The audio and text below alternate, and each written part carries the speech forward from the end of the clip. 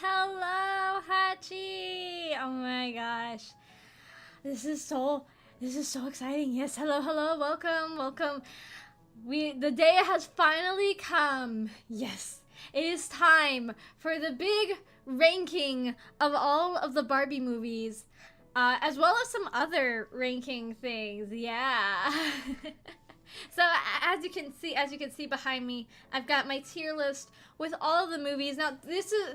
Oh, sorry, hold on. I forgot to turn off my my live 2D thing. Hey, so this is just going to be this stream is just going to be like my personal opinions. When I make my like big review thing, that's going to be more of like an objective thing, with also a little bit of my own personal stuff in there, but yeah. So this is just all of like my own personal rankings of these movies based on like, you know, how much I enjoyed them, and you know, how much I like connect with them like growing up. Obviously I didn't grow up with all of these movies, but, you know, I might be a little biased, but that's okay, because for this one, I think I'm allowed to be a little biased.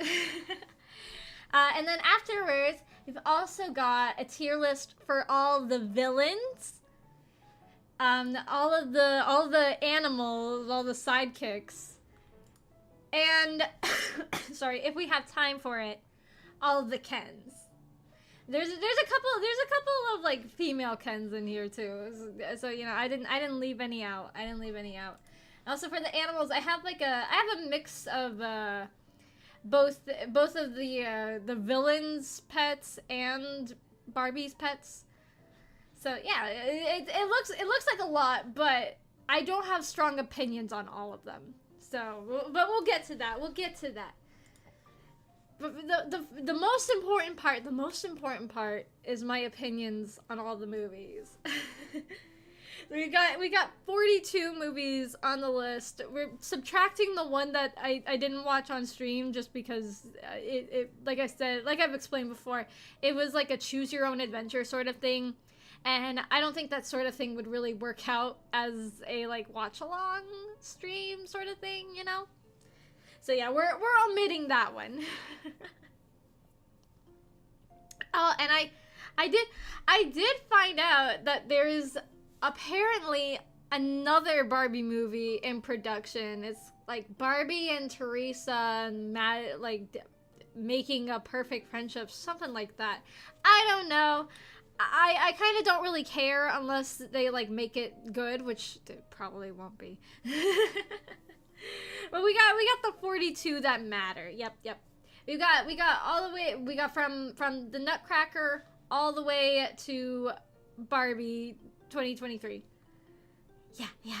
So, I guess since we have so many to go through, let's just go right ahead, go on in with our first movie, Barbie and the Nutcracker, the first movie. I don't know if I'm ever gonna do another Barbie movie weekend. I don't know. Like I said, if it comes out and people are like, oh, it's actually not that bad, then maybe. But, you know. So we've got the Nutcracker, the first one, the original. I don't know. I kind of feel like I don't really have like super strong feelings about Barbie Nutcracker either way. Like, I mean, you know, on the one hand, I do really appreciate how it set the bar for Barbie movies, you know. But at the same time, it was her first movie. It was her first one. So like I don't know.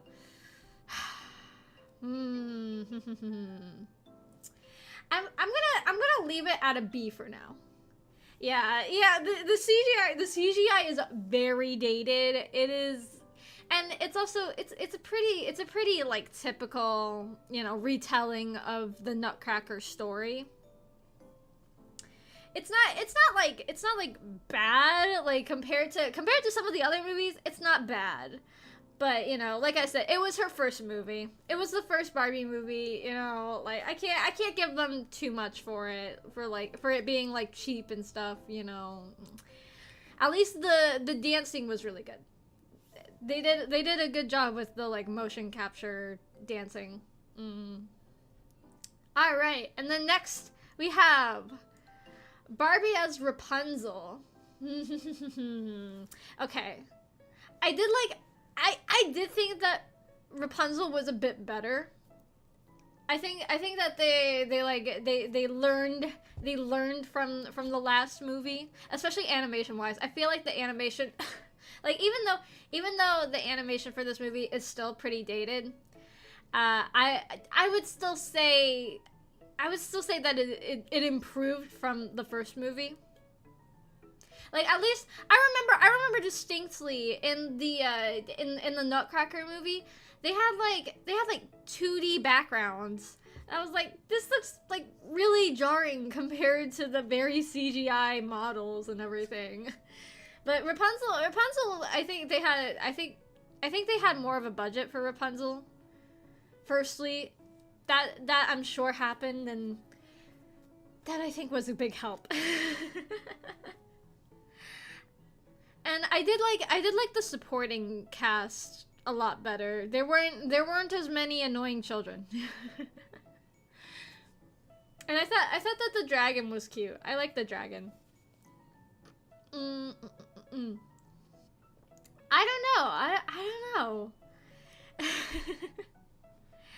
I'm kind of tempted to put it in B2, at least just for now. I might change my mind later on as we go along. Oh, there's a cat in here. Hello, boy. Oh, he's so tired. All right, and next we go on to Barbie of Swan Lake. So, I have a very strong connection. I have a very strong connection with Barbie of Swan Lake. It was one of the first Barbie movies I ever watched as a kid. So, you know, it holds a very special place in my heart. However, that being said, upon rewatch, I don't know, I feel like it doesn't hold up as much. I feel like it was a little bit, it was almost like a musical, but instead of like having, like they tried to make it both like a fantasy movie and a ballet at the same time, and it didn't really work out. Like, I felt like whenever they had like the big like dance scenes, like the whole plot had to come to a stop in order to, you know, like do the dances, and then okay, now we're back to the plot. Also, I didn't like the unicorn. I really liked the unicorn when I was a kid, but like now she was annoying. She was annoying. I didn't like her, and she was mean to Barbie for like no reason. Like that freaking unicorn. All Barbie did was help save her from people who were trying to kill her, and she was like being all like sassy and rude to her. I was like, excuse you. She should have just let you get killed or whatever. Yeah, I did not like her. But also, I do think that the outfits are still really cute. Like, especially for like the little kids. Oh my god, those are adorable. I remember when I was a kid, I wanted to dress like those little like woodland children for Halloween. I thought they were all really cute. Like, especially like the skunk girl and the deer girl. I thought those were really cute. And I also really wanted the dolls. Yeah, but I think they stopped selling the dolls by the time I finally got to see the movie. Oh well. I gotta think about this one. It's going in B tier too. I feel so goofy because I'm putting all of them in B tier. I swear. B for Barbie though. But I swear, I'm not gonna put all of them in B tier. Speaking of, I'm not gonna put all of them in B tier. Princess and the Pauper freaking rocks. That one is S tier. I don't even have to. I don't even have to think about it. Princess and the Pauper is just peak Absolutely. It has a great villain. It's got a very fun plot. The songs are so good. They're so good. Well, I mean, I guess you could say that about like most movies, that they're either forgettable, good, or bad. But yeah, Princess and the Pauper. That one, I will say it definitely changed my brain chemistry a little bit there. Yeah, it's just I don't know what I could say about it that hasn't already been said. Like, it's just so good. It's Princess and the Pauper. Obviously it's good because they remade it 3 times. Each worse than the last one, mind you.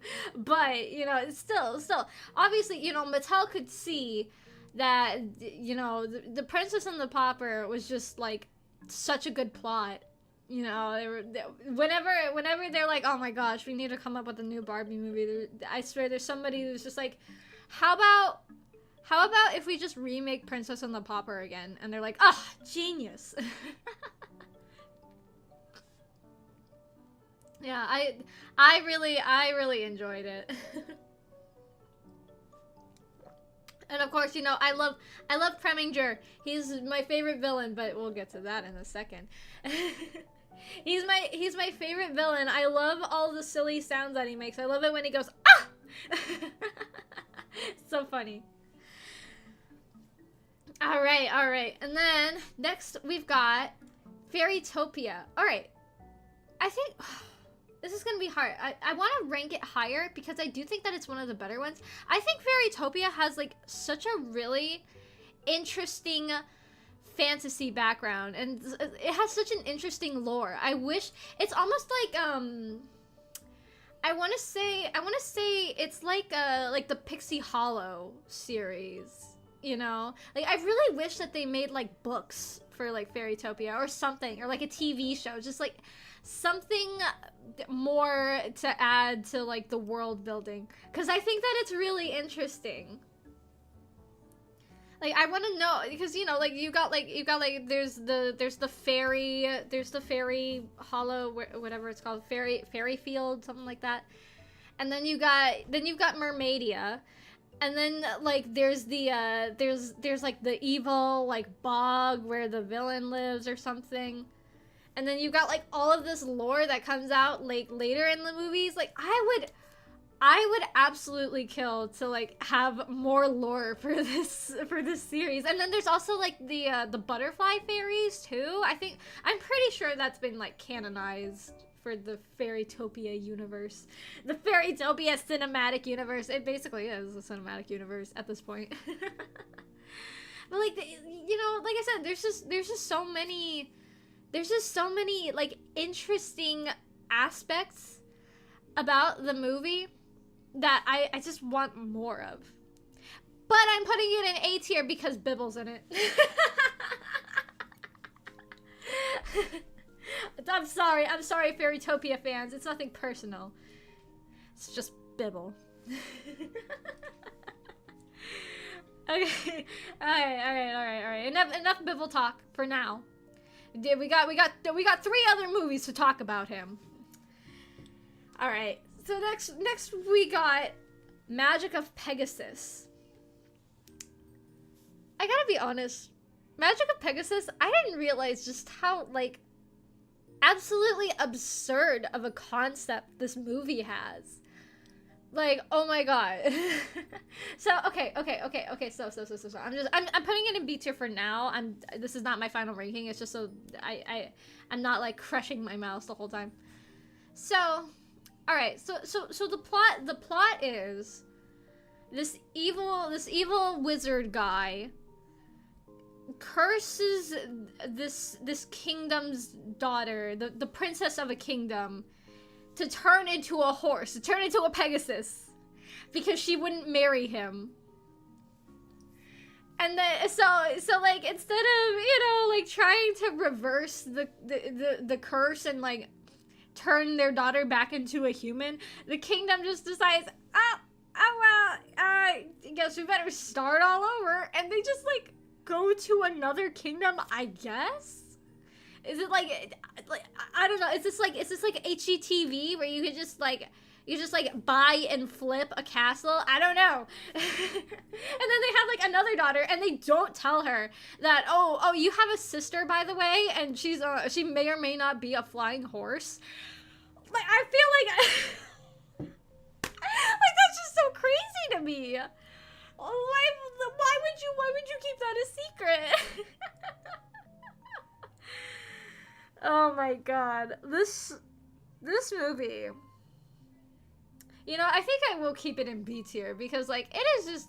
Actually, no, I changed my mind. It's going in A. Just because, like, that concept is just so funny. Also, I did really like the whole, like, idea with the, with, like, the 3 little girls that paint the sky at sunrise and sunset. I think that's a really fun concept. That would be a fun idea for, like, a VTuber or something, I think.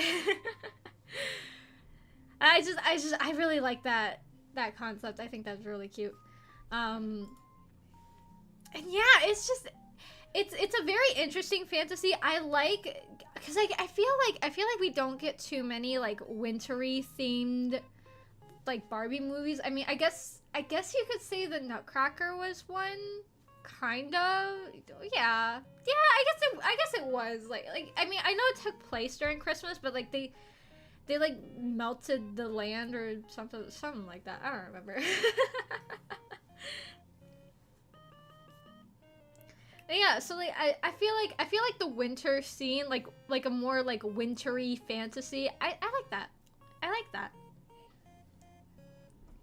But I didn't like the polar bear. I hate that polar bear. The polar bear was the worst character in the entire movie. I'm sorry to say. that polar bear freaking sucked. Alright, now at some Mermaidia. I will admit, I do think that Mermaidia is a little bit better than Fairytopia, just for like world building purposes. It's like a very, I don't know how to describe it. It's like usually with like underwater themed movies, like I feel like, especially in like Barbie movies, a lot of the times like the mermaid themed ones, I feel like they feel very empty. And I'll get into that when we get to like Mermaid Tale and stuff. But I don't know, for this one it seemed like a lot more lively, and I liked the colors of it a lot more. It wasn't like the bright neon like colors that they usually have. I feel like the colors were like a bit more muted. They were a bit like, I don't know if saturated is the right word, but like, I don't know, I feel like they had more like, and I don't know if like subtlety is the right word, but like, I don't know, it just felt different. It just felt different somehow. I can't put my finger on it. But just like, you know, the whole look of it looked a lot better. I loved the different sceneries that they go to, and I also really liked that they weren't just restricted to underwater the whole time. Like there were scenes that were like above the water, you know, and like for most of the movie, like Barbie wasn't even a mermaid, so you know, like they didn't have to be restricted to only the land or the ocean, you know. Also, the ending where she like sacrifices her wings in order to like save all the mermaids. Oh my god, golden, perfect, absolutely peak Barbie main character. I will say, I think out of all of the Barbies, like all of the Barbie main characters, I think Alina is the best one. She's not my absolute favorite, but I do think she's the best one. She has like, especially because like in the first movie, like she was disabled, and it made her like a lot more humble than the other fairies. Like the other fairies were like bullying her all the time because she was disabled. And like I think that she just has like, she's a lot more mature, I feel like, than a lot of the Barbies in these movies. I don't know, like she's really selfless. I feel like she's a really good character.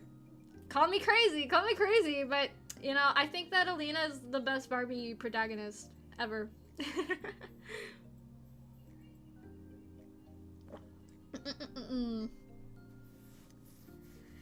Oh no. Oh, the Barbie Diaries. Oh, ho, ho, the Barbie Diaries. D tier. I would put it at F tier because it is essentially just a watered down version of Mean Girls.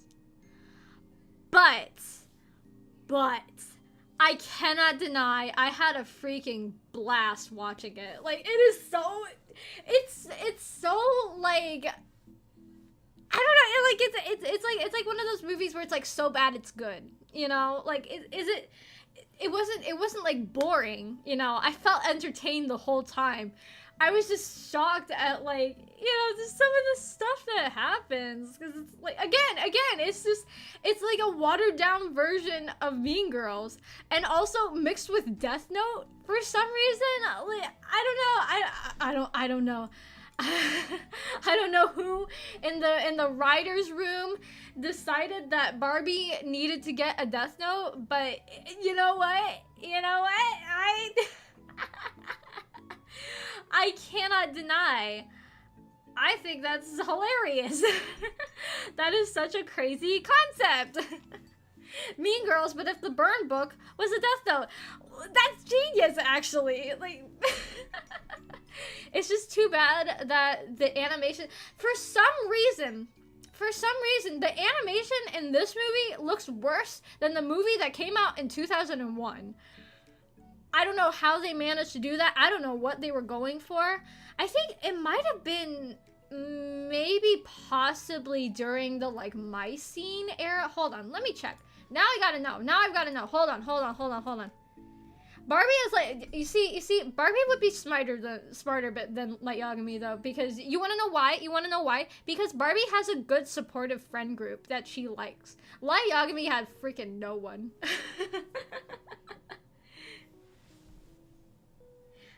And he was closeted, but you know, that's a discussion for a later movie. While Barbie is very open about who she is. Good for her. You go, Barbie. Anyways, what was I looking at? My Scene. When did My Scene come out? It was released in 2002. Okay, so it came out like way after, because I'm pretty sure Barbie Diaries came out, I want to say like 2008, I believe, if I'm remembering correctly. So yeah, so like cause like My Scene came out when My Scene came out, it was like directly to compete against Bratz. So like in my mind, I was thinking that, you know, it was a movie that was like more to like closely relate to the My Scene fan crowd. But I don't know, because it says that My Scene was discontinued in 2008. So like I don't really know. I don't know what the goal was. I also did kind of like, another thing that I did kind of like, I like the like teen punk / like Fruitiger Metro sort of appeal to the movie, like the design choices. Like if you just like watch the intro, it is really Fruitiger Metro. But it also had the like black and pink sort of like teen punk sort of look to it too. And I like both of those styles, so you know. I did appreciate that. That whole like the pink like zebra stripe / cheetah print look, that was absolutely what I wanted to be as a teenager when I was like 7. I wanted to be teen punk so bad. I really did. I didn't even realize that I wanted to be teen punk so bad when I was a kid, but like yeah, like I listened to like Avril Lavigne all the time. I had her on like my not my podcast, on my like MP3 player playlist. And I would always be like into like Monster High, and I think Monster High had a very like teen punk sort of aesthetic when it first came out.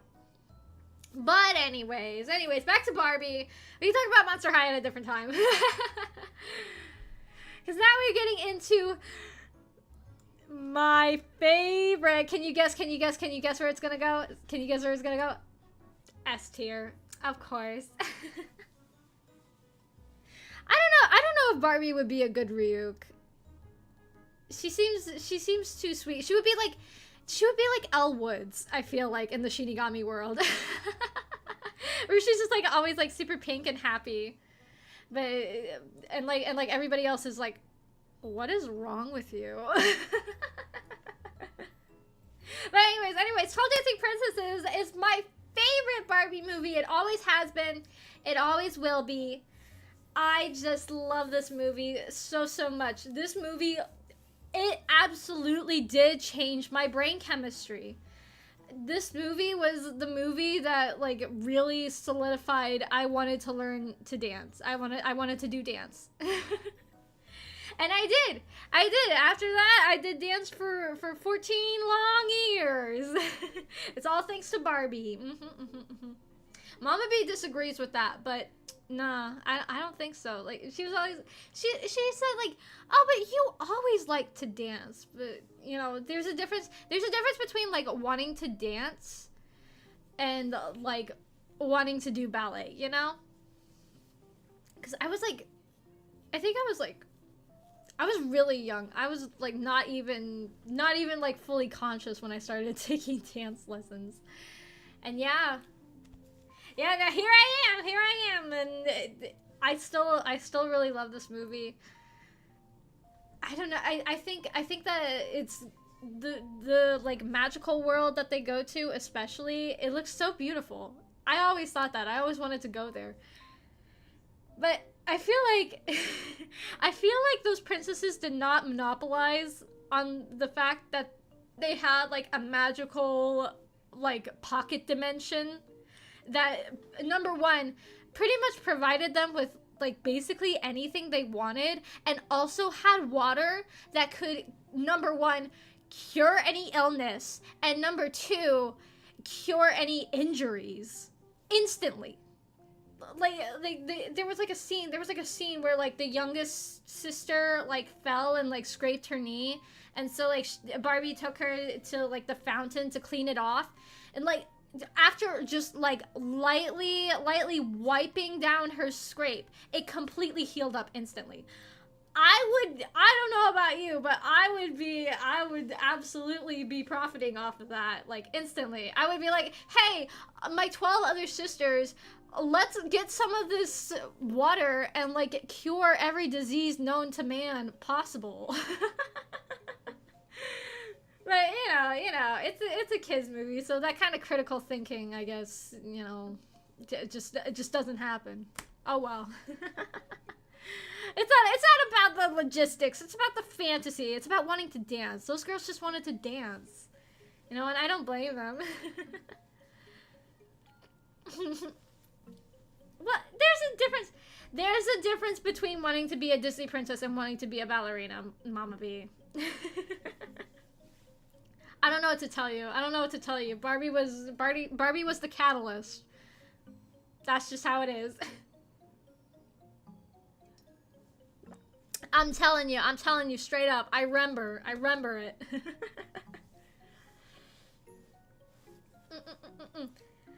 But I forgot just how terrifying the monkey in that movie is, or was.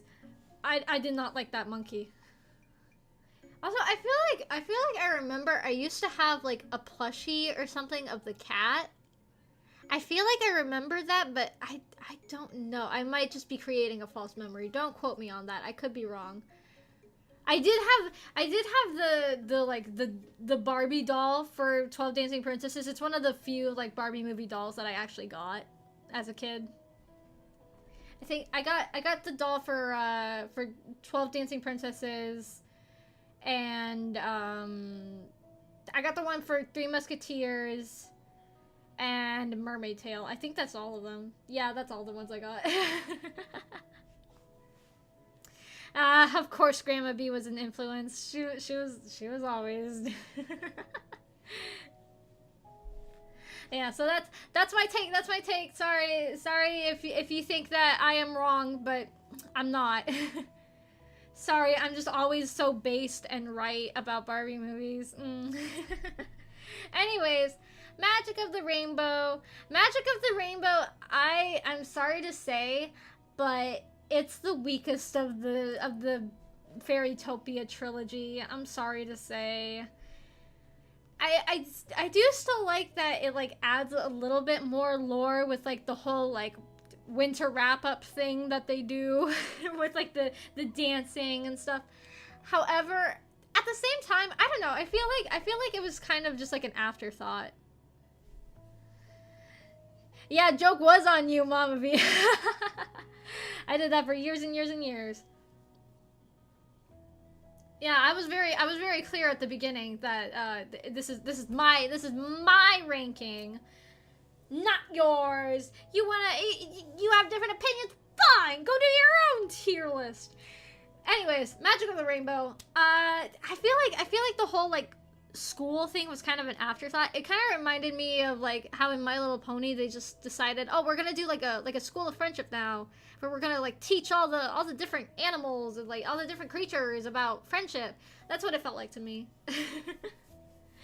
To be fair, I did like the other student fairies. I thought they had some very fun designs. I liked the mean pink girl who had like her wings were her hair. I thought that was interesting. Like they introduced like all these other different types of fairies. Like there was like the moon fairy. I thought that was awesome. Like a moon fairy? Are you kidding? That's sick. And like I feel like they didn't get to explore that really, which is why I feel like Magic of the Rainbow would have worked so much better as like a TV show, you know? Like if this was like a TV show and we got to learn about like the main cast and like, you know, where they come from and, you know, all the lore, the Fairytopia lore. That's what I want. That's all I need. That's all I need. I just need the Fairytopia lore. Like I feel like that would have been a banger TV show. I'm not gonna lie. But you know, I left wanting more from the movie, I think. Like, what is with the sun fairies and the moon fairies? Why does this fairy girl have, like, hair wings instead of regular wings? Where does she come from? Why are all these fairies so mean to Alina for absolutely no reason? I don't know. We'll never know. We'll never know, because they never did anything with it afterwards. Alright. Barbie Island Princess. Oof. This is gonna be a controversial one, so I'm sorry in advance. It's a C tier. I didn't really like it as much. The songs were fun.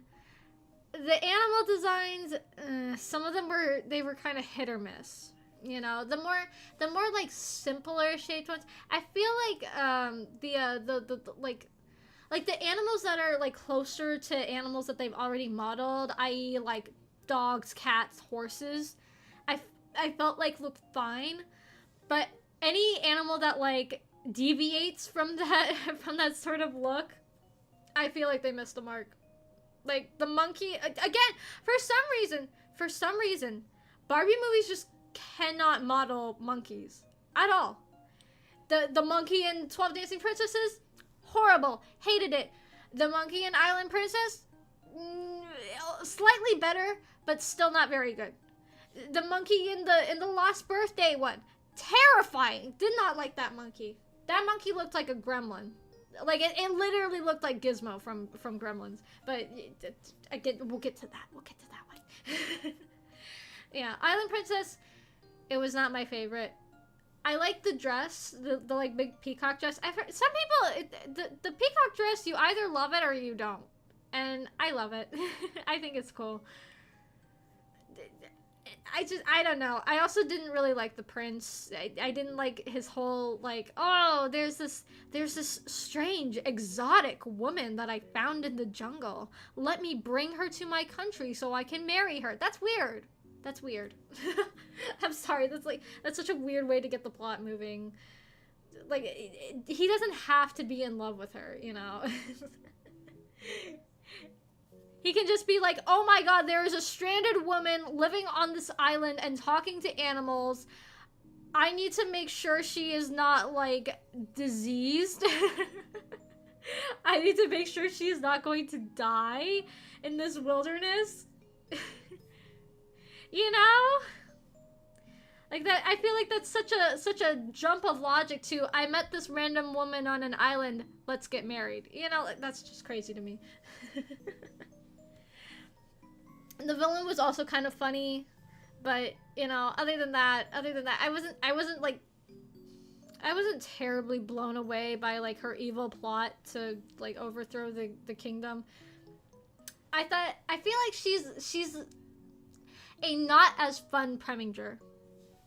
Hot take. She was an okay villain, but she wasn't Preminger. All right, and then we get into Mariposa. So, I'm gonna be honest. I actually kind of liked Mariposa in the first movie. I liked that she was kind of sassy. I really did. I think, I don't know. I'm not sure if I want to put this in B tier or C tier. I'll put it in B tier for now. So, I don't know. Like the story was kind of okay, but what I really liked about it was, like, the characters. I really liked the character growth in the movies. It's like, so, like, we start off with, like, Mariposa, and she's kind of antisocial, and she's, you know, again, very sassy. I feel like we need more sassy Barbies.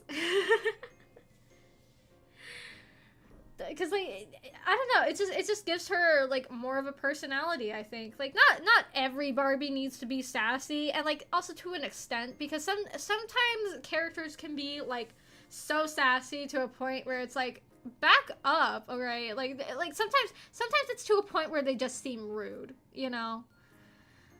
Yeah, exactly. Especially in the later movies, Barbie she feels kind of samey, you know?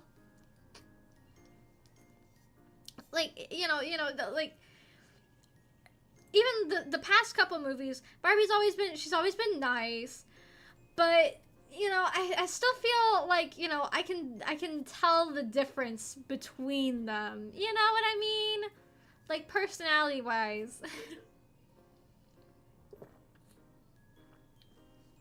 But yeah, I really like Mariposa's personality. I also really like the villain. I love that the villain was just straight up in love with Mariposa. She literally did the whole "don't come to school tomorrow." And you can't say that she wasn't, because literally her whole entire plan was to get these, like, evil monsters to kill their entire species except for her and Mariposa. Like, listen. I'm just saying. If she wasn't in love with her, why wouldn't she just let her get eaten, you know? Why would she care? I'm just saying. I'm pointing it out. But yeah, I like the villain. I was very sad that she didn't show up in the next movie, or in the second Mariposa movie, I mean. I was also very pleasantly surprised by the mascot. I remember seeing the mascot for some reason in, like, kids movies and, like, kids shows, bunny characters are always, like, super annoying, you know, except for Bugs Bunny, but, you know, like, they're always, like, super annoying. So I was like, oh great, here we go, it's gonna be like Bibble 2.0. But, you know, I think that the rabbit was actually kind of, like, she was kind of toned back, and I liked that. I also like the Fuamoko fairies. I like that at the beginning they were sort of, like, mean to Mariposa. They were almost like the ugly stepsisters in Cinderella, I would say, where they were like, I mean, they weren't as mean as the stepsisters, but you know, they weren't necessarily nice to her. Like, they were just kind of catty towards her. And then, you know, as the story went on, and you know, they became more self-aware, I think, and like a lot less one-dimensional. And you know, they were like, you know what, Mariposa, like, this is your adventure. We're not gonna like step on your toes. You gotta do what you gotta do. And you know, I respect that. I thought they were just gonna be like mean bully girls the whole movie, and they weren't. So you know, I was pretty pleasantly surprised by the characters in Mariposa. But yeah, it added a nice extra bit of lore to the Fairytopia world. Alright, now we got Diamond Castle. I was obsessed with the Diamond Castle when it came out. I don't know why. I really like the songs. I don't know if I'm gonna put it... I think I'm gonna put it in A tier, just for the Yuri. The Yuri was great. I thought the main girls were so cute. They were so sweet together. They just wanted to, like, live in their little cottage together and eat bread and jelly. That's all I want. That's all I ever wanted. I didn't like the dogs though. Those dogs, if they took those out of the movie, I don't think anything would have been lost. I think it would have been fine without the dogs. But, you know, they're there. You know, there has to be some sort of animal sidekick. I guess.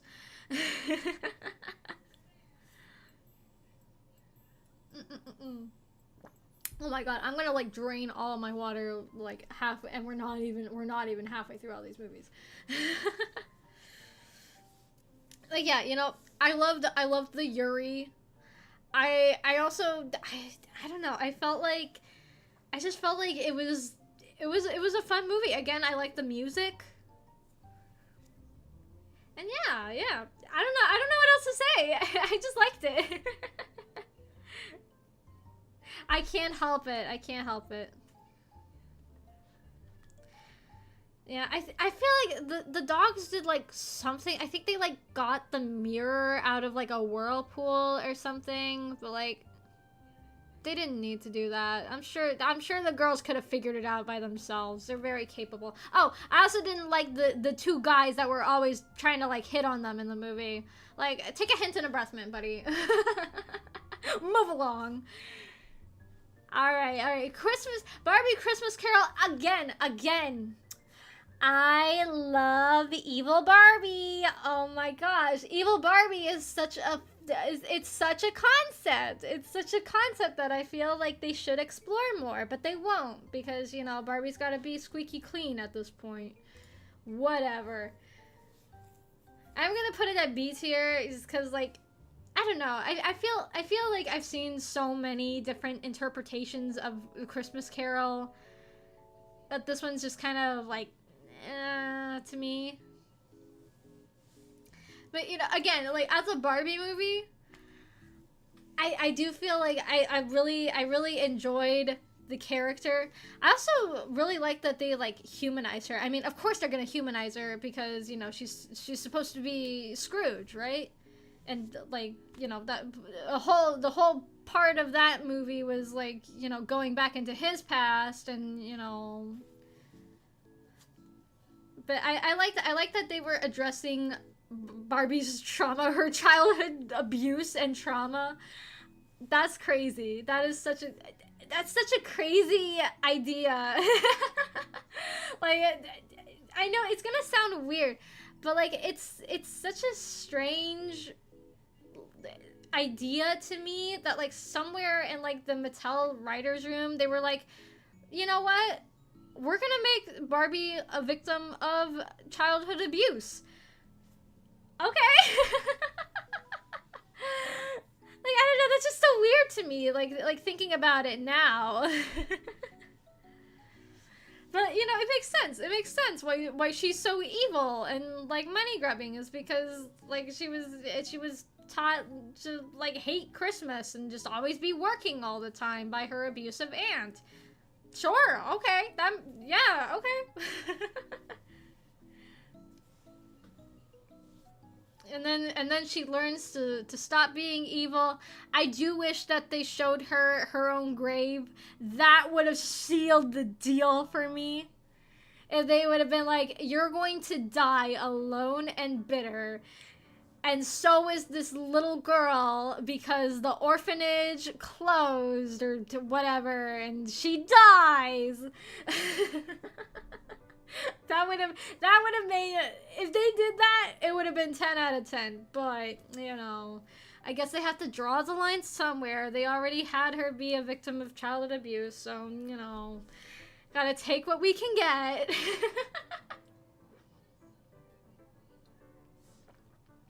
But yeah, it's B tier. Now, Thumbelina, I'm going in C tier. It's not as bad as Ferngully, especially with its messaging. And I did like, so the Barbie Diaries is Frutiger Metro. Thumbelina is Frutiger Arrow. All right, I definitely like. Just look at this cover. That is Frutiger Arrow. Straight up. Like it pairs the whole like cityscape with nature sort of thing. And I like that. Need more Frutiger Arrow in my life, honestly. But, you know, I do feel like it wasn't on the scale of Ferngully to a Studio Ghibli movie. It's above Ferngully. I would say it's about 4 notches above Ferngully. But it was very on the nose with the whole like, no, don't tear down the forest because there's creatures that live there, you know. It definitely felt like it's something that they would play for like middle schoolers, or not even middle schoolers, like third graders during their like nature conservation class period. Unit. That's the word I was thinking of. Their nature conservation unit. Because I know I watched Ferngully when I was in school. Absolutely, yes I did. Would I have preferred to watch Barbie Thumbelina? Yes. But I didn't. I did also find it interesting that Thumbelina isn't a fairy. Like in the poster, it makes it look like she's a fairy, but she's not. She falls with style. She's effectively a munchkin. Oh, now there's a movie, Barbie and the Wizard of Oz. Oh my gosh. Well, they kind of already did that, just not specifically Wizard of Oz, but I could totally see that happening. Or Barbie Wicked. Oh my god, could you imagine? But would Barbie if there was a Barbie Wicked, would she be Alphaba or Galinda? That's the question. That's the real question. I would watch it. I would absolutely watch that. Yeah, so anyways, Barbie the Three Musketeers. You might call me crazy, but I'm putting it at A tier. You know why? Because they could never... This is gonna sound really stupid, but they could never make a Barbie movie like that today. Because there's a certain... When I was watching it, I was thinking that, because I was like, there's a certain demographic of people who, if this came out, like, this year, they would be like, oh my gosh, I can't believe that Barbie is supporting these ideals, you know, because the whole movie is about, like, feminism, you know, like, a woman can do anything a man can do, like, that sort of thing.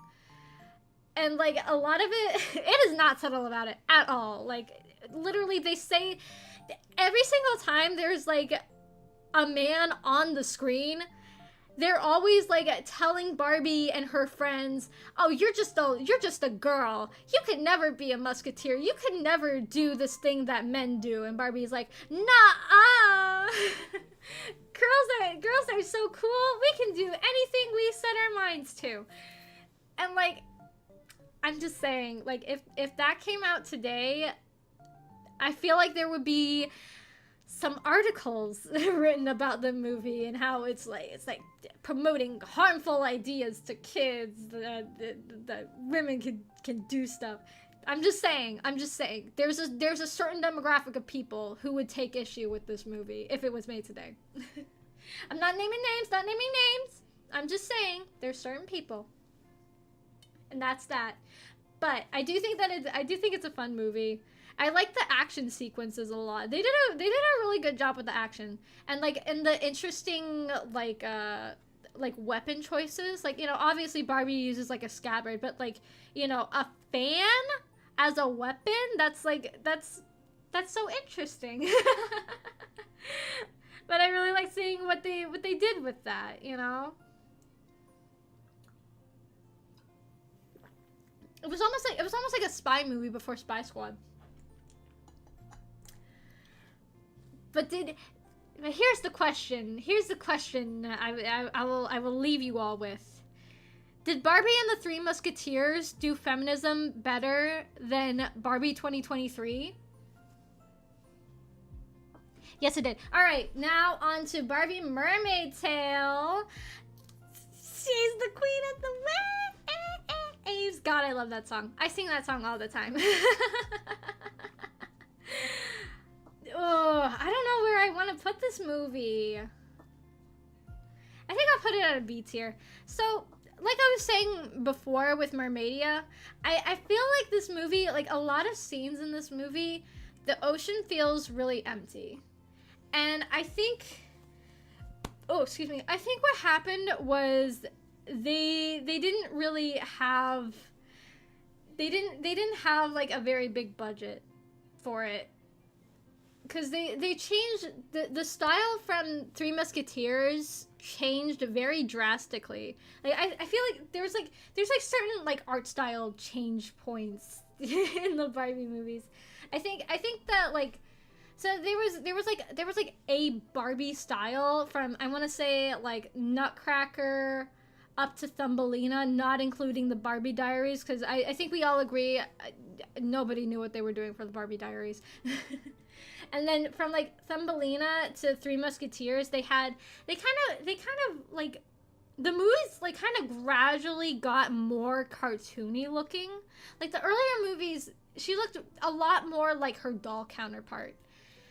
But I feel like, you know, as time went on, she started to look more and more like a cartoon character. And I saw a tweet about this that was very interesting to me. Was that like, in the like, when Disney, sorry, this is gonna be like a video essays type rant. When Disney started to like fully transition into 3D, I'm talking like the start of like Tangled. The like art direction, I feel really reflected that sort of like Disney type style where, you know, like with the like much bigger eyes and small noses, you know, that sort of look, very glossy hair too. Yeah, they totally upped Barbie's hair physics as the movies went on. So like, yeah, I saw a tweet about that and I was like, you know, I don't think I really noticed that. But yeah, like once I like looked at like, they had like a picture of like, I can't remember which Barbie, but it was one of the like later Barbies next to a picture of Elsa, and like, yeah, they looked totally similar. Whereas, you know, like I feel like before Disney like came in and like changed the game of how animated humans, like cartoonishly animated humans, quote unquote, should look, I definitely noticed like a switch in a lot of animation studios. Yeah, so, you know, food for thought. Anyways, back to Mermaid Tale. What does this all have to do with Mermaid Tale, you might be asking? Good question. I did like the art style for Mermaid Tale. I thought that it was cute, but you could definitely tell that, like, this was, like, an experimental sort of style, like, to see if it would, like, work well. Because if you look at the background, like, all of the characters look the same. You can tell they had, like, they had 2 character models. Or no, they had 3. They had 3. They had Barbie, they had other girls, and male. That was it. Those are the 3 genders. But yeah. So it was not like super detailed. Obviously, like the like very major characters, like, you know, the villain, and, you know, like there were those like Kogyaru looking mermaids. The one where everything was purple. I'm not sure. I didn't think everything looked purple. I thought a lot of it looked very blue. A lot of it did look very samey, though. It's very interesting, because also it has a very similar plot to Aquaman. If you think about it, if you watch them side by side, you'll see they have basically the same plot. God, I can't believe Aquaman ripped off Barbie. Oh my god, how could they do this? JK, everybody, don't worry. Yeah, I'm not sure. There's so many mermaid ones. It could be one, I'm not sure. Alright, next we're moving on to Fashion Fairy Tale.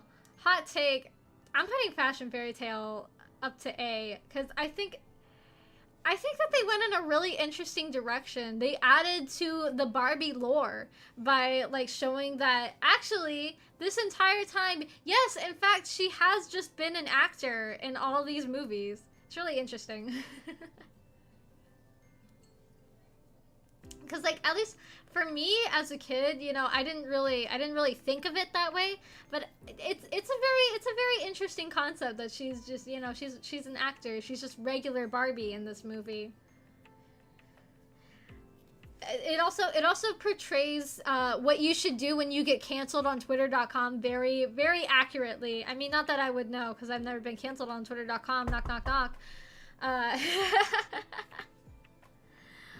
But, you know, like, all of her friends just, like, come over. They're like, get rid of your phone, take a trip, take some time off. You know, I think that's a good way to deal with, like, online drama and stuff. Is just, you know, take a break. That's the best moral, I think. That's the best takeaway you could get from this movie. Is to know when you've had enough internet for the day. I like the very French villain. I like French villains. I don't know why. Maybe it's just because deep down I know French people are evil. Maybe it could be that. But yeah. I didn't like the French dog though. That dog was weird. And I also did like that the little like, what were they called? Like flairies? Yeah, the flairies. I like that one of them looked like Kasane Tero. That was fun. And the ending where they like they just make all of the villains' dresses into poo dresses, and they're so stinky that everybody runs out of the store and runs directly to like Barbie's aunt's store. Genius. Couldn't have written one better myself. Like, wow, what an ending. And of course, how could I forget the Ken shenanigans? Oh my gosh. Fashion Fairy Tale had some peak Ken moments. Absolutely. That was like, I have to say, gotta be one of the best Kens. But we'll get to that, maybe. Maybe. I might have to make this like a two-parter thing. Yeah, so like I just, it was just such an interesting take. And then Fairy Secret I think kind of continued it, but I will say it did it better. It did it better. I'm not sure, like, the whole like Barbie cinematic universe, and like if there's like actually magic in regular Barbie's day-to-day life, it kind of makes my head hurt to think about it. I don't know what's real anymore. Barbie has mind broken me. But you know, I thought that Barbie Fairy Secret had really good character moments. I feel like it would have been cooler if like it was like related to Fairytopia, but you know, that's just me wanting more Fairytopia lore. I'm sorry. But you know, I love that they like kind of gave Raquel a redemption arc. You know? Cuz like ever since like the Barbie Diaries, maybe before, I'm not too sure, but like at least ever since the Barbie Diaries, Raquel is like, she's always been like Barbie's rival. She's always been like the bully to her. And so it was really nice to see like her and Barbie just like really like, you know, like talk to each other. You know, I feel like you don't really get to see, you know, the characters like confront and talk to their bullies, and you know, both of them, you know, seeing where they went wrong and apologizing. I thought that was really nice. That was really sweet. I like that they humanized the bully. That's always a good thing. You don't get that very often in kids movies. You don't always get them humanizing the bullies, but this one I think did a good job. And the Ken shenanigans. Oh my gosh. This movie, this right here, absolute peak Ken. I said it. Sorry, spoiler alert, but Fairy Secret Ken is the best one. He's so quirky and funny, and he gets kidnapped by fairies, and it's crazy.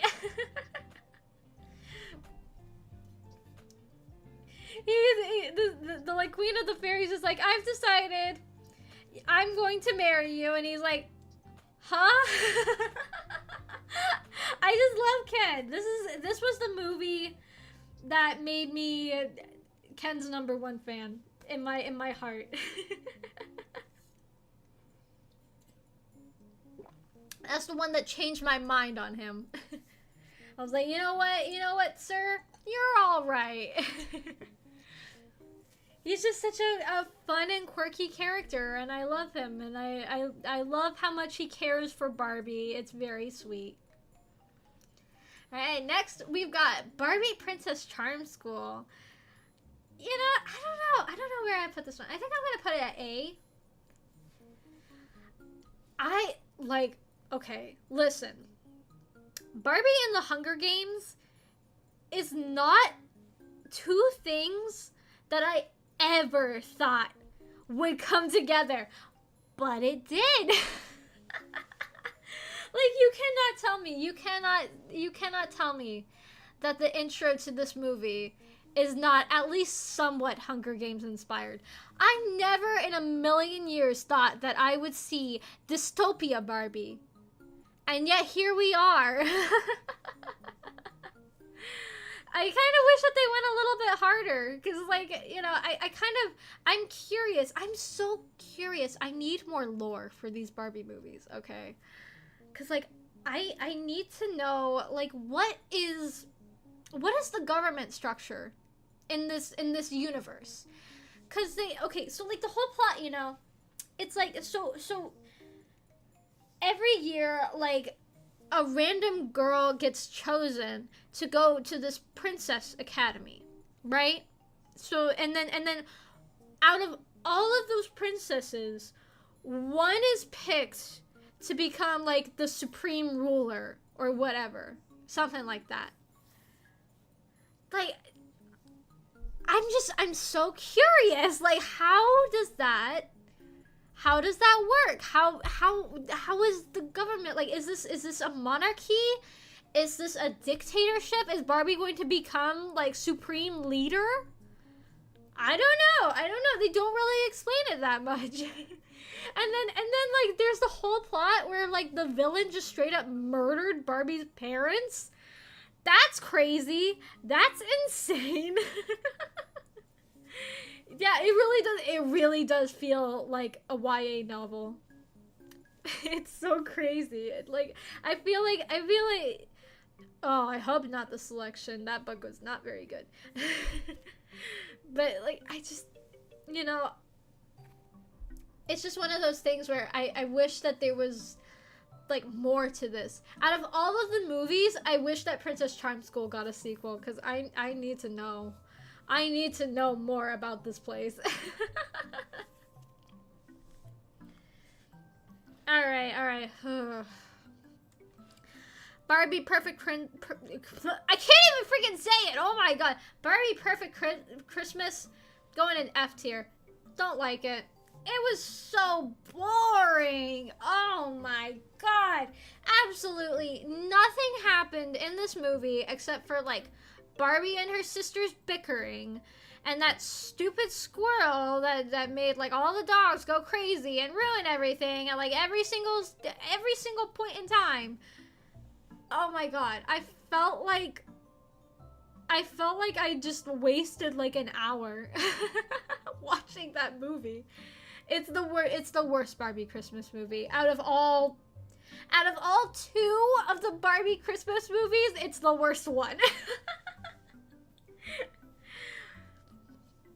I don't know, like the Barbie and her sisters movies are very hit or miss. Usually they're miss. I'm sorry to say. I think that like she has too many sisters. Barbie has too many sisters, and the movies just can't decide who to focus on, so they try to focus on all of them, and it just makes it so boring. So they give them like the most boring, like easily solvable problems in the world, so they can wrap up the movie fast, and it's boring. Like I'm sorry, like I feel like the movie would have been so much better if it just focused on like 1 or 2 sisters at most, and then like it just focused on like those 1 or 2 sisters' problems and how the other sisters react and interact with those situations. You know, I feel like that would make for a much better movie.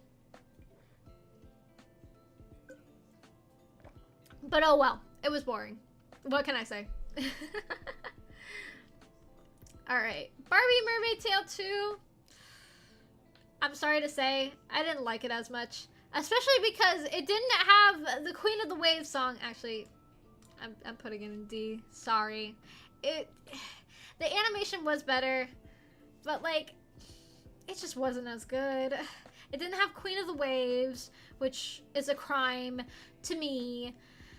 And also, I don't know, I feel like the rival girl was like, I don't know, I feel like they couldn't decide if they wanted her rival to be like genuinely a terrible person or not. Because like at the very beginning, she was like one of those like characters where it's like, I'll do anything to win, even if it's like the wrong thing to do. And then, you know, once she got like betrayed, she was like, you know, actually, Barbie, I was wrong about you, and I wanna help you. I wanna help you. Like, you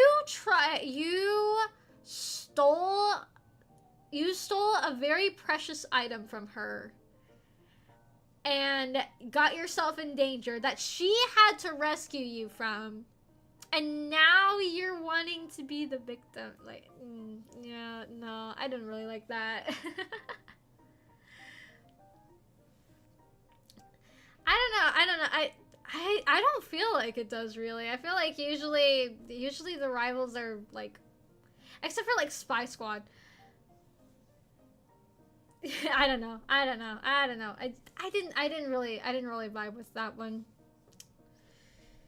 She didn't hit the mark for me.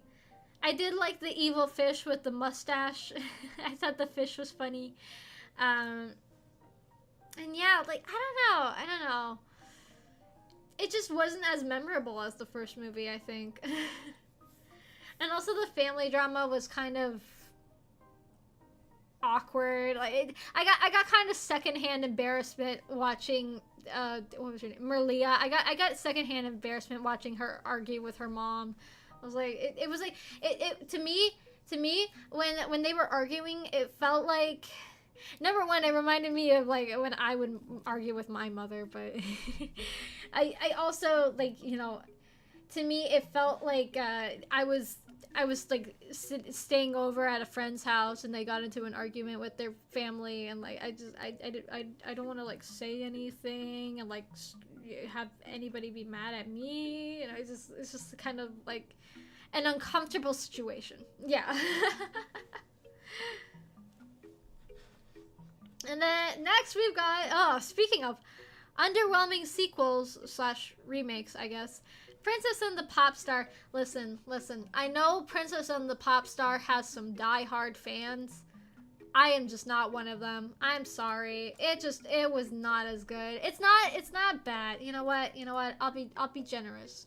It was not bad. It was not a bad movie. But the characters made some decisions that I think are really dumb. Like, Barbie herself in this movie, she was really dumb. All right. I'm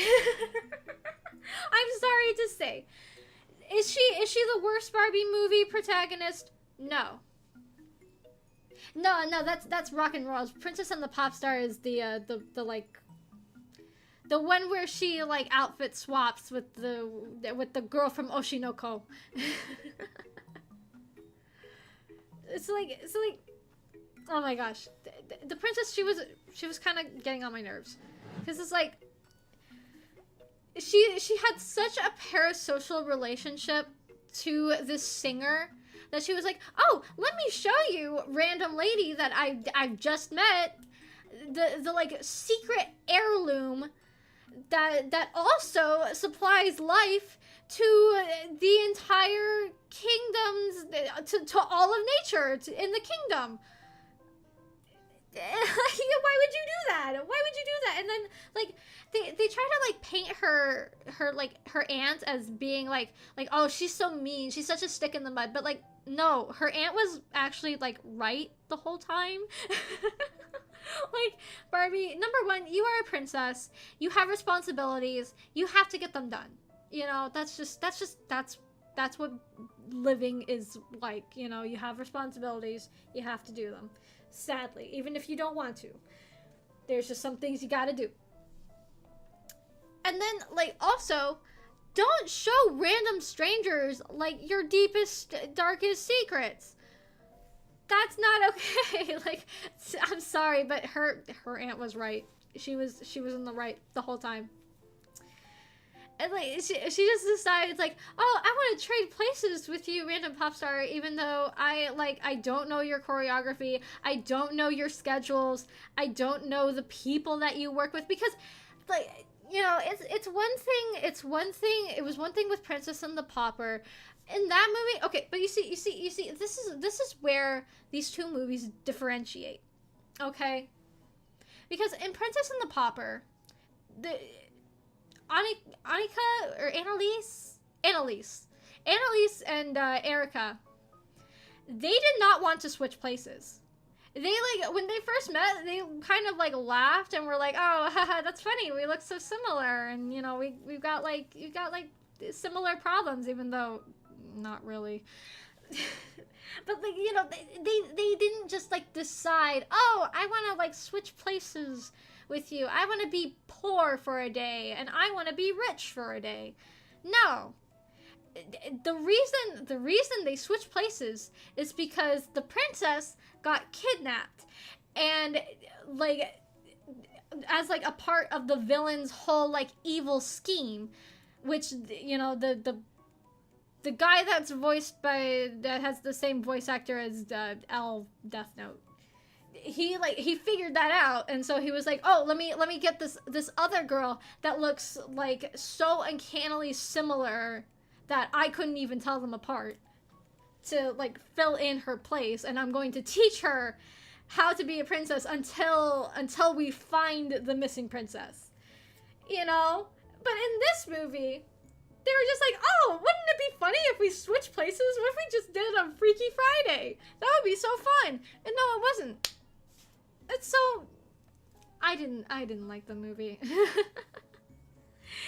like, being a princess, being a ruler of a country, and being a part of the idol industry are two completely separate beasts, both that come with their own drawbacks and limitations, especially being an idol. Oh my gosh, could you imagine going from like a nice soft cushy life to working in the idol industry, you know, having to like starve yourself every day and work yourself to the bone day in and day out, and being screwed over by your like record management and stuff. Like, nah. It's just, it's not as, you know what? I'm sorry, Princess and the Popstar fans. I take it back. The more that I think about this movie, the worse the concept gets. It is just, it's not Princess and the Popper. It will never be on that level. I'm sorry. You know, if you, again, to the Princess and the Popstar diehard fans, you're perfectly allowed to like this movie. I don't really care. At the end of the day, it's a Barbie movie. Who cares? I'm just equally as allowed to not like it. Alright, next on the list, we've got Barbie and the Pink Shoes. Now this I think is the first one that I hadn't seen. So I didn't really know what to expect. And honestly, it was interesting. It had a very unique concept with the whole, like, ballet isekai world. It gave very much Princess Tutu vibes. But not as good as Princess Tutu. But that's okay, because it's kind of a hard act to follow. But anyways, you know, like I said, I like the concept of her having, you know, magical isekai ballet shoes. But at the same time, I said it when I first watched the movie, I think the villain was kind of right in a way. Like, you know, the whole concept was like, you know, don't let people tell you what to do with your life. That's good. That's awesome. Just not when it comes to dance. When you're given like choreography for a show or like for a competition or something, do the choreography that you're taught. Like, it's rude. It's rude to the choreographer. You know, like, if you want to do your own choreography, there's places to do that. But, you know, when you're on stage, it's probably not the best place. It's probably how you'll get kicked out of whatever dance studio you're in. So, because, like, I don't know how old. I assume Barbie's supposed to be like late teens in this movie. So, like, you know, she should know better. She should know better to, like, not, like, you know, they painted it as, like, oh, she just has, like, the rhythm in her heart, you know, she dances to the beat of her own drum, literally, you know, like, yeah, okay, whatever. But yeah, like I said, the concept was fun. The moral, Alright, and next we have the second Mariposa movie. I'm putting it in C tier too. It wasn't number one. They watered down Mariposa's character, which is such a shame. Cause like I said when I was like talking about it, she had such a unique character, you know? Like I said, she had a very sassy personality, and now she's just basic Barbie, kind of boring, not really anything too special. And they changed her voice actress too, which I was disappointed about. But yeah, so it's basically just like you know, Barbie solves racism, yay! Like, I don't know, I don't really have too much to say about it, because I just kind of felt like it was kind of boring. Like, I feel like I've seen so many movies that do this exact same plot. It's like, oh, we are from like opposing kingdoms. Can we convince like the royal families to like that the other's not so bad? Like, I feel like I've seen it a million times, and this one just it doesn't do enough for me. I don't think so. I don't think so. Though I saw like some of the background characters were like bug themed fairies. And you know, as a VTuber who kind of is a bug themed fairy almost, I don't know. I would say my design is very fairy like. You know, I like that. I like that. I would like more of that, please. Again, give me more Fairytopia lore. Ah, that's all I want. Just like I just want like one book, please. Anything, something, anything, please. I'm starving. Alright, anyways. Barbie ponytail. You know, I'm gonna go on a limb and say that this is like... This is the best Barbie and her sisters movie. Is it a great movie? Is it as good as the three that are up here? Nay, it is not. Haha, get it? Nay. But I do think out of all of the Barbie and her sisters movies, I think this is like the best one. It's like, you know, I feel like you know they like kind of cut back. Like it's mostly, I felt like it was mostly Barbie's movie, you know, and her sisters were kind of like they were all just like a B plot. You know, it wasn't like Perfect Christmas where you had to have like a part with one sister and then the other one and then the other one and then the other one. It was more like, you know, this was like Barbie's story, and then like from time to time they would go to like her sister, like see what her sisters are up to, how they're struggling in their lives and not achieving what they want to do on this getaway. And yeah, I also liked the whole like, it had like a almost Last Unicorn sort of vibe to it, I would say. Like when Barbie went to like the pasture with like all of the like magical horses, I was like, oh my god, this is like that scene in The Last Unicorn where all the unicorns come out of the ocean, you know what I mean? It reminded me of that so much. Oh, that's what I should do for my next watch along. Should watch Last Unicorn. I love that movie. But yeah, so like now there's an idea for a Barbie movie. Have a Barbie as the Last Unicorn. That would eat. Absolutely. I would pay good money to see that. I would see that in theaters.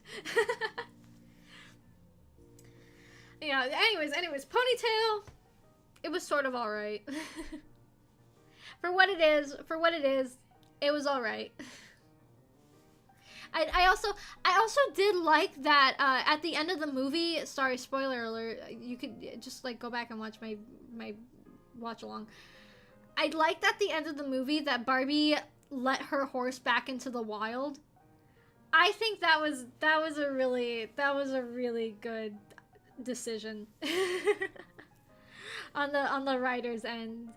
Cause you know she was like, oh, I can't wait to take you back to like Malibu with me, and then she was like, you know what? Actually, you're a wild animal. You deserve to be in the wild. And like, yeah, absolutely, yes. that was a very mature ending, I think. Yeah. All right, up next, Pearl Princess. I was decently surprised by Pearl Princess. I thought that it would be really lame and like, you know, very generic, but it had some aspects that I was a bit surprised by, also a bit confused by. Like the whole plot point where she like randomly gets a job styling hair, I felt like that kind of came out of nowhere. That was definitely a big-lipped alligator moment. And the octopus woman was scary. I didn't like the octopus woman. Her mouth was on the wrong place. Listen, please. Animated children's, like, animators / designers / writers. When you make an octopus character, the mouth is on the bottom, unless you're making it like Squidward where they're like anthropomorphic. If it's like a regular, like if it's supposed to be an octopus, the animal, the mouth is on the bottom, not on the front. That is just how octopi are. It might look weird.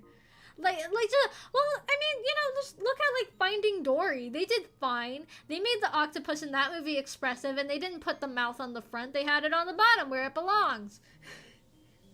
It's just that, like, octopi look really weird. They look really weird with the mouth on the side. You know, it's not, it doesn't look right. But that aside, back to the actual plot of the movie. Yeah, you know, I thought that it was sweet. I also did like that they had the old lady who, like, I thought was going to be like a sort of like Mother Gothel sort of character. She was actually like a reformed villain that was actually legitimately taking care of her. I thought that was a nice change of pace. You know, obviously there was still, like, you know, your standard Barbie villain, you know, a Shark Man, Freddie Mercury, but yeah, it was nice. It was nice to see something a little bit different. That's all. And I also like the Dolphin Prince. I would have loved to see more of the Dolphin Prince. He was my favorite character, I think. All right, now we're up to Secret Door. I'm sorry to say it. F. It was not for me, dog. Like, again, this movie just felt like, I felt like nothing happened. Also, it was way too bright. Like, oh my gosh, I was getting a headache watching this movie. It was so brightly colored. Like, you're gonna destroy children's retinas with that. It's like staring at the sun. That movie was just way too brightly colored. And I didn't like Barbie in this movie. Because, you know, she was doing the whole, like, you know, princess thing of, like, oh, I want so much more. I don't want to do my responsibilities, even though I'm a princess and I barely have to do anything. And, like, Kim, there's people that are dying, okay? And, like, why did she seemed just so unappreciative of, like, the like absolute sheer amount of privilege that she is born into as a princess, and then she goes into this like isekai world where she's also like the chosen one that's gonna like save the kingdom, and she didn't even really save the kingdom. She gave the villain all of her magic. It just so happened that the villain was a stupid child and didn't know what she was doing. The villain defeated herself. They didn't need Barbie for that, okay? And so then, like, at the end, she's learned basically nothing, and life goes on. That being said, though, I did like the villain. She was the best part. She was absolutely hilarious. Alright, and then next, we've got Barbie Princess Power. You know what? It's a C tier for me. I thought that it was gonna be, like, really, really stupid. It was only sort of stupid.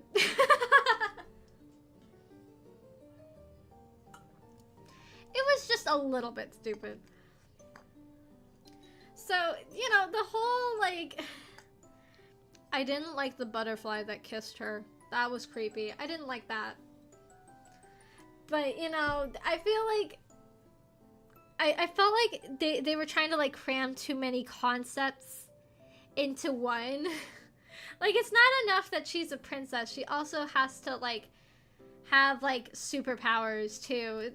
And it was, I don't know, it was just kind of weird to me that, like, there's, like, an absolute monarchy just next to, like, New York City. Like, that's so weird. That's so weird to me. Like, Barbie couldn't just be, like, this couldn't just be superhero Barbie. No, she has to be a princess too. Okay. Also, the villain was kind of ridiculous. He felt like a miraculous ladybug villain. felt very Hawkmoth-esque to me. I don't know why. Like, they're very, very, very pathetic. Oh, and also Barbie in the movie was like a tech bro. She was a tech girl, always like making like gadgets and stuff. Oh my god, just it was a lot of concepts. It was a lot of throwing spaghetti at a wall. And sorry to say, not all of it stuck for me. All right, next we've got Barbie Rockin' Royals. I gotta think. You know, I'm putting this in C tier too. It was all right. It had an interesting concept. You know, very Camp Rock-esque. But you know, I did like that. You know, at the end they all came together to save the rec center. And the camp counselors were a very cute couple. I liked them. I liked them getting together at the end. They were super cute. I can't help it. I'm just a sucker for enemies to lovers. Yeah, also I feel like it's kind of unfair that the princess side of camp got like actual literal magic. Like, dang, why do they get magic? And they had like unicorns there too, and all sorts of stuff. Like, honestly, I feel like if I was sent to rock camp, I would sneak into princess camp. Like, why can't they just be princess rock camp? Why can't? I guess that's probably what happened at the end, but you know. I don't know. It was just kind of okay. It existed. That's also how I feel about the next movie, Barbie Puppy Adventure. It was fine. I like that it kind of turned into Indiana Jones at the end. That was crazy. I was not expecting that. Though Barbie as Indiana Jones, I think, is also a really good idea for a movie. You know, maybe one day. Maybe one day. I guess this will be the closest we can get. Sorry, hiccup. Yeah, I don't know. I don't really have too much to say about it. The puppies were there. I don't really get the purpose of them, but, you know, they were there. Children. That was the purpose of the puppies. Children. Of course. Yeah, I don't really have too much to say. It was a movie. Alright, Spy Squad, though. That one, also C tier. Spy Squad had a very interesting premise. Like, what if these like gymnasts that are like just not very good at gymnastics were also spies and also not very good at being spies? Like, I think that girl, that one girl's grandma put way too much. She put way too much faith in those girls because they were flopping all around trying to like catch that cat girl. But I did kind of like that the cat girl was just straight up flirting with Barbie the whole movie. Like, that was kind of okay.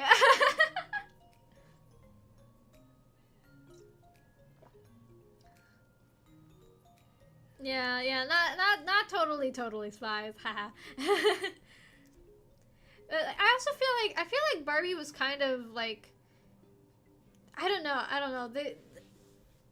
I feel like this movie wasn't really supposed to center her. Like, I feel like her friend should have been the main character because like she's the one with like the secret British grandma who's like secretly a spy, and she's the one that gets Ken in the end.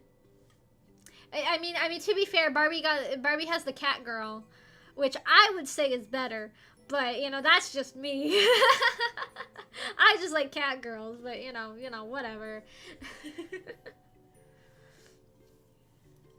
and then also the villain, The villain, the quote-unquote twist villain. I say quote-unquote because, like, I literally figured that he was going to be the villain the second he showed up. The villain's plot was, like, kind of basic. he got the like infinity stones or whatever those things were, and then like he's just gonna take over the world, I guess. I don't know. I don't know. It's lazy. I'm sorry. The cat girl should have just been the villain. Her and Barbie could have had a very nice like Batman Catwoman relationship, but oh wow. All right. Next up, we've got Barbie Starlight Adventure. And this may be a shock to some people. It's going in A tier. It's actually really good. It's one of the best modern Barbie movies. I'm not gonna lie. Like, it's genuinely really good. Like, I don't know, the Barbie, at first I thought that it was gonna be like another whole thing with like Princess Power where it was just like trying to force too many things into one plot. But no, it was actually, it had a really like well thought out plot, and you know, it gave enough like context of this world without, you know, like being too much or too little. I felt like, you know, because they had like other like alien kids on this team. It felt kind of like almost like a dystopian novel. I would say so, because like their galaxy was dying, and so like, you know, they had like all these teens. Yeah, that is definitely the plot to some YA novel out there. But I think that they handled it really good. All the characters all had really good chemistry with each other, I thought. I was not expecting Barbie to be a Jedi, but she was. And the villain was actually like one of the best Barbie movie villains, I would say.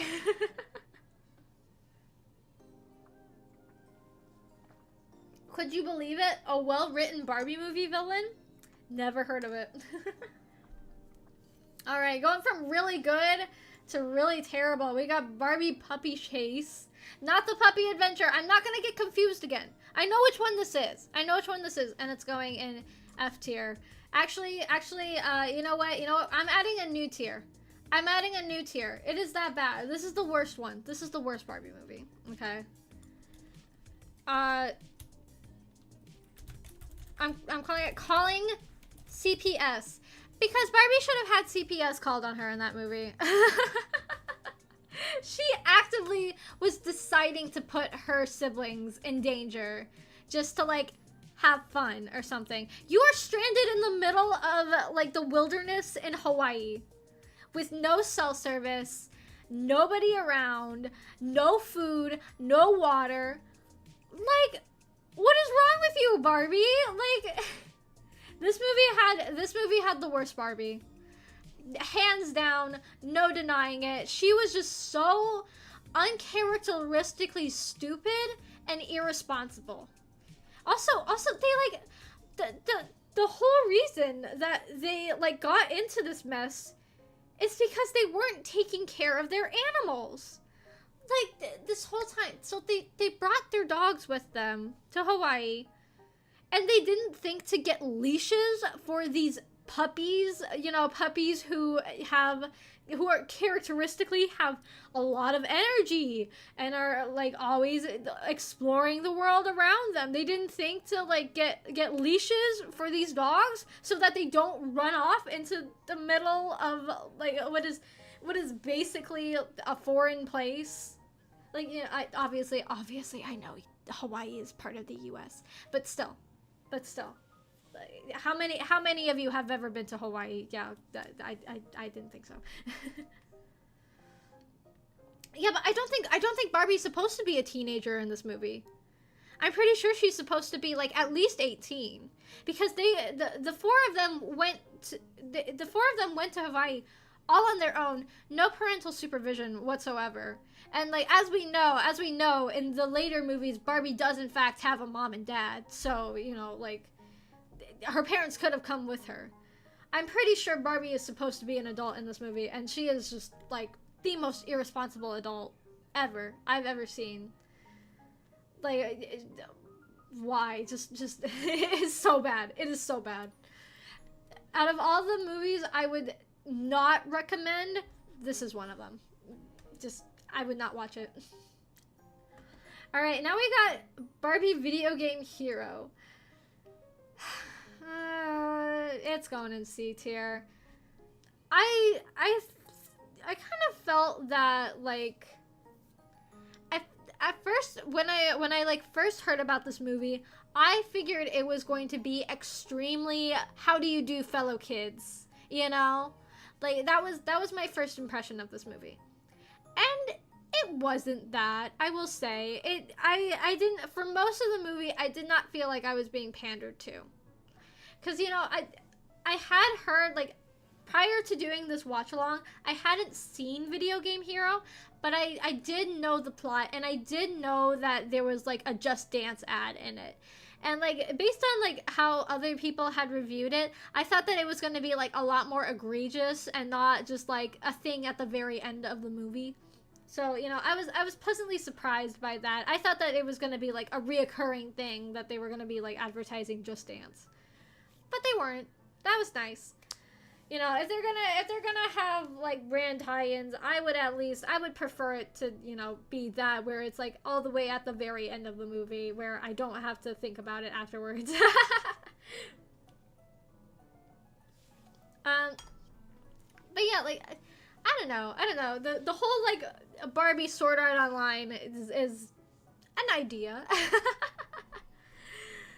The little cloud guy, I was a little bit afraid of.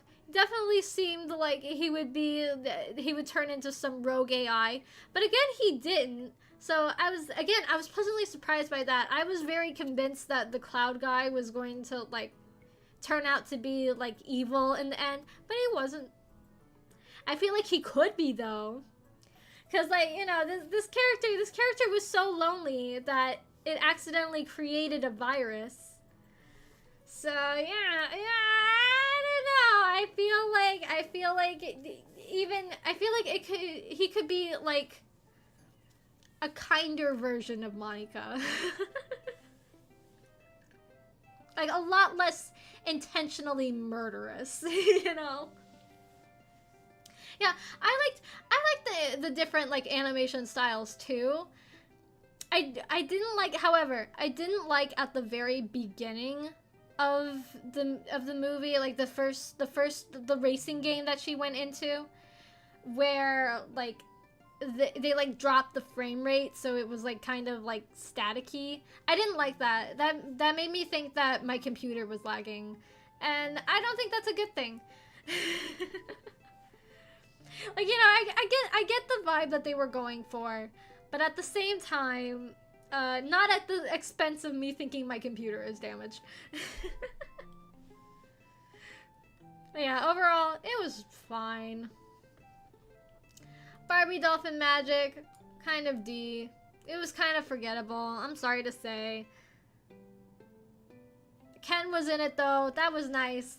But, you know, too bad Barbie ignored him the whole movie for some mermaid girl. I kind of get it. But, you know, at the same time, justice for my boy Ken. I don't know. Again, this is another one where I don't really have too much to say about it, because it just kind of exists for me. I don't know. Barbie Princess Adventure, though. F tier. Again, they tried to remake Princess and the Pauper without really understanding why Princess and the Pauper was so good in the beginning. Also, the outfits in this movie were ugly! So ugly! They had to put, it looked like they came out of a Target ad. Okay? They did not need live, laugh, love signs all over their clothes. Okay, like that was unnecessary. Barbie's supposed to be a fashion doll. Give her fashion. Like I don't think kids want to dress like that, you know? At least I hope not. I don't know. I don't know what kids like to dress like nowadays, but you know, it's just like if I was a kid, I wouldn't want to wear Live Laugh Love t-shirts. That's so cringe. Ugh. Lame. Who do you think I am? A Facebook mom? No. Yeah, like it was kind of all over the place. It was shifting perspectives like all the time, and again, like it tried to do Princess and the Pauper without really understanding why Princess and the Pauper was so good. And I felt like none of the characters really meshed with each other. So yeah, it's not very good. All right, and then we've got the Lost Birthday. Lost Birthday is also going in D. It was okay. It was the whole like dream sequence or whatever. It was kind of cute. Chelsea was kind of cute, you know. I liked the you know, she kind of like I said it was kind of a Wizard of Oz movie where like all of her family were these like different animals and stuff, and she had to like work through her problems with them. So you know, it was kind of cute in like that aspect, but you know, other than that, it's not one that I would rewatch anytime soon. However, on the other hand, Big City, Big Dreams, I think this is the best movie to come out. This is the best Barbie movie to come out, I think, like, within the past, like, 5 years. It's going in A tier. Like, number one, I loved Barbie's personality in this. Like, this is one of the few movies where they, like, actually gave Barbie a personality. Like, she's really nice, but she's also naive. And, you know, she messes up. She's like, the whole movie, she's like, I don't know if I'm really, like, cut out to be here, you know? It was very, like, you know, origin stories-esque. And I liked that. I liked seeing, you know, Barbie not being perfect and not knowing what to do all the time. And I thought that her relationship with, the other Barbie was really cute. I thought they were very, very Yuri couple goals. Oh yeah, that's another thing. That's another thing I forgot to mention about Princess Adventure. There was like a whole like subplot where like Ken was trying to like confess his feelings for Barbie, and he never did. And I felt so bad. I thought that they would continue it in like a different movie, and they never did, and it sucked. Yeah, anyways, back to a good movie. The songs, yes, the songs were also very good. I was pleasantly surprised. I really liked a number of the songs. They were pretty good. The outfits were they were better than Princess Adventure. Not by a lot. I thought that the like light up dresses at the end were kind of gaudy, but you know, it's an improvement from Live Laugh Love t-shirts, you know.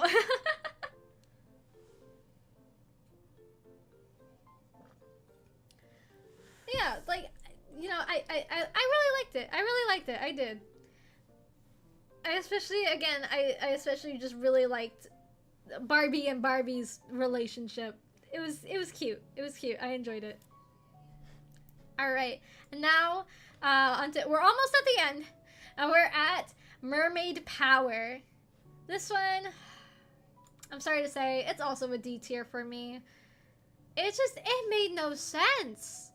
It made absolutely no sense to me. Why is the mermaid world all of a sudden Avatar? Like there's like now there's all of a sudden earth mermaids and air mermaids and fire mermaids. Like what? How does this work? Like okay, you know, okay. I could see there being a water mermaid and or an earth mermaid. Sure, that makes sense. They're in water. they're on Earth. What doesn't make as much sense to me is fire and air mermaids, especially fire. The air, I can kind of get, you know, because, you know, there is oxygen in the water. You know, that's how fish breathe. And, you know, there's such a thing as, like, bubbles. You know, you could trap it. You could trap air in the bubbles. Like, okay, you know, I guess I could see the logic there, but fire? How are you a fire mermaid? That doesn't make sense! That doesn't make sense! Like, you could say, oh, well, mermaids don't make sense because mermaids don't exist. Yeah, but, like, the concept of a mermaid sounds plausible. You know, like, a person that is, like, part fish and lives underwater, like, sure, water in the fire. What? Absolutely. That was my feelings. That was my feelings. But, like, you know, it's like, how can you do fire in water? That doesn't make sense. And also, like, the whole thing, like, the mermaid from the Dolphin Magic movie, she was like, oh, well, we don't judge here in the ocean. Everybody's equal. And then the second Barbie and her sisters and other Barbies show up, they're like, ew, you're from land? Ew, like, get away from me. You're disgusting. You're gross. I don't like you. Like, what happened to everybody's equal? Whatever happened to in the club, we're all fam. Like, you can't have it both ways. You can't say that in the ocean everybody's accepting, and then, like, the second somebody different shows up, they're like, oh no, we don't like you actually. Like, that kind of goes against everything. So yeah, I didn't really like it. Alright, and then we've got Skipper's babysitting adventure. That one's also going in D tier. Again, that didn't make sense to me. It's just like, there's just so many, like, jumps in logic that the characters make. First of all, they got rid of Raquel, and I don't understand why. They added this Tammy character. Who the heck is Tammy? Who are you? When was she introduced? Was she in Life in the Dream House? Because I've never seen Life in the Dream House. I'm sorry. I might be a fake Barbie fan for that. But I've never seen... I don't know who this character is. But now all of a sudden, Raquel is out, and now Tammy is Barbie's, like, main #1 rival. Okay, whatever. And then, like, I don't know, like, all of the adults in this movie were just incredibly stupid. I'm sorry to say. Like, they just had, like, no sense. I felt like I was watching, like, one of those, like, it was like the Cat in the Hat, like the live action Cat in the Hat, where just, like, all the adults were just really dumb. I did not vibe with it. I didn't vibe with it. And also, like, something that, like, kind of tickled me was, like, so, like, in the movie, you know, like, Skipper started her babysitting business, but then, like, these little toddlers made a mess. Oh my god, what a shocker. Toddlers making a mess? Wow, crazy. And so, like, then, because of that, all the parents of the toddlers gave Skipper, like, bad reviews and, like, sunk her babysitting thing. And, like, so she was like, oh my gosh, I can't believe all these people think that I'm a bad babysitter. And then, like, the second her parents are like, okay, we're gonna go on a trip. Skipper, you're in charge. She's like, oh, great. Let me see how I can abuse my power over my younger siblings. Like, are you serious? You're wondering why these parents think you're a bad babysitter when your first response to being given any sort of power over children that are younger than you is, how can I abuse this power? Like, Let's think critically for a second.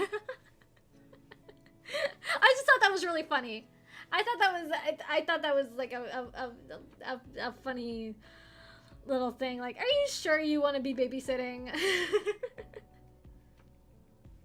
Yeah, I did like the park. I did like the park head guy, and his love of pie. I related to that. Me too. Me too. I too frequently want pie.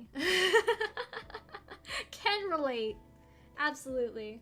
All right, and then last but definitely not least, we've got Barbie 2023. Oh man, you know, I never really thought, like, comparing this to all of the other Barbie movies, where this one would sit. Well,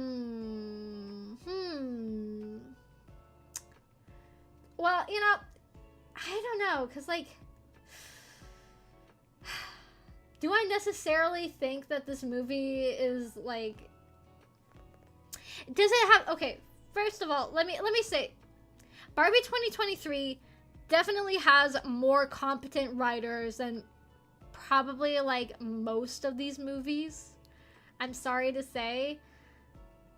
However,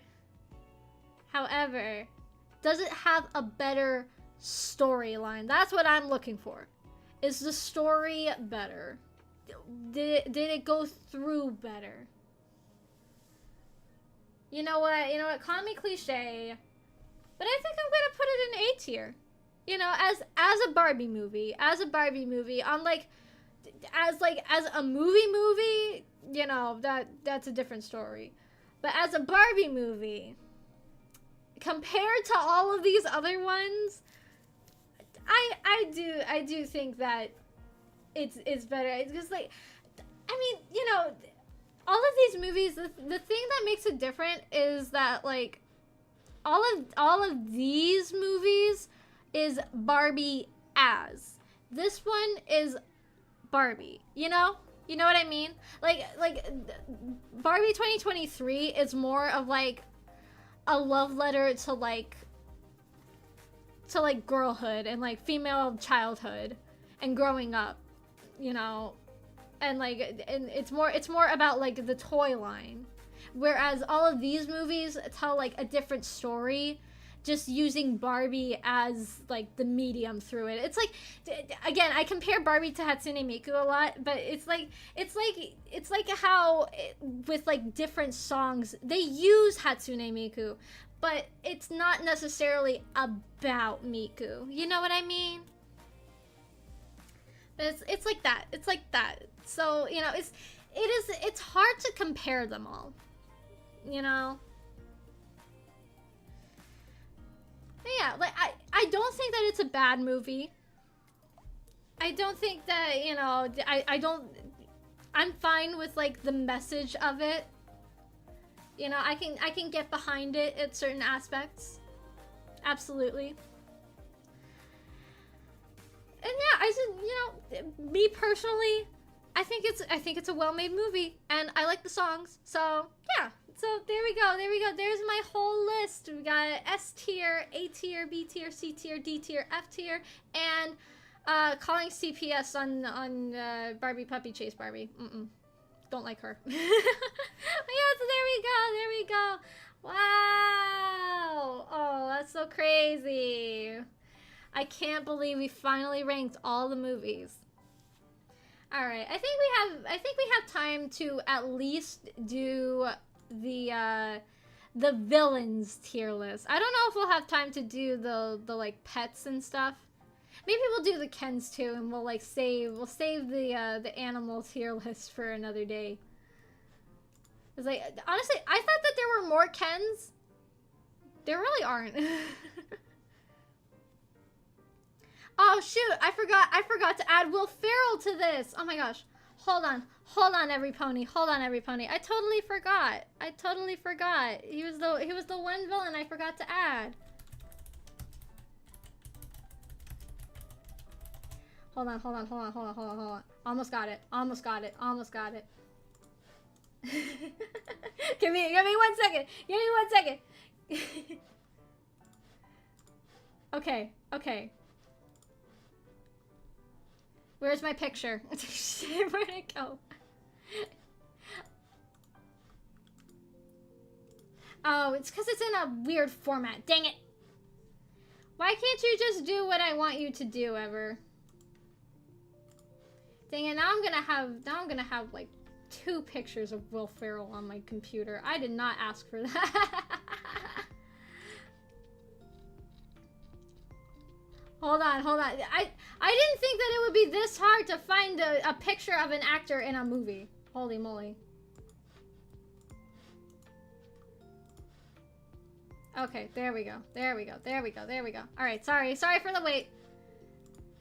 Sorry for the wait. Alright, here we go. Okay. So I guess we're just gonna start. We're gonna go from the very beginning again. So the first villain we have. Oh, actually, I guess I should explain the tiers. So at the top we have amazing villain, for villains that are just amazing. They enhance the plot, maybe even make it better. Then we've got memorable, for villains who are not as super amazing, but you know, they're definitely one of the ones that you think of when you think of Barbie movie villains. Then there's the ones that were there. I guess they are there. Then we've got who, for like ones that you just, you know, to forget about. And then we got the worst tier, which makes the movie worse. Like, it is a worse movie for having them in it. And then our special final tier, which is reformed / not a villain. All right, so first up we've got the Rat King from Nutcracker. You know, I'm gonna say he's pretty memorable. You know, any Tim Curry villain is very much welcome, I would say. all of two Tim Curry Barbie villains. You know, I feel like for as menacing as they were like making him out to be, he really didn't do that much. Like he like, his only real power that he showed was that he was able to like shrink Barbie and turn people into stone. And I guess he also turned the guy into a nutcracker, but you know, that's like whatever. That's so boring. Also, I found it weird that his staff made like a jaguar sound whenever he used it. It would go like roar. I don't know why. All right, and then up next we've got Gothel from Rapunzel. This one, I'm gonna say she was pretty good. She was really menacing. Like, definitely, like, you know, Mother Gothel like is just already, you know, a pretty. It's pretty hard to mess her up. Yeah, she does kind of have Swan Princess vibes. You know, like they did a pretty good job portraying her as, you know, an abusive parent that wouldn't let their child do anything. And like the second she gets like a taste of freedom, she's like, no, you will sit here and rot till you die. So yeah, I would say she was pretty menacing, very scary. All right, next we've got Rothbart, who, you know, I would say, sure, he is memorable, but in my opinion, he's overshadowed by his daughter. I just love Odile in this movie. She's so funny. I just love her laugh. She just goes like, ah! It cracks me up every time. Oh my god, she's so funny. I just love her. She's so great. Oh, I totally just realized. I have to add a specialty row Okay, I have to add a specialty row. You know why? Cause you know your boy has to have a tier all to himself. Yeah. Preminger is the Barbie villain. The best one. The best one. Hands down.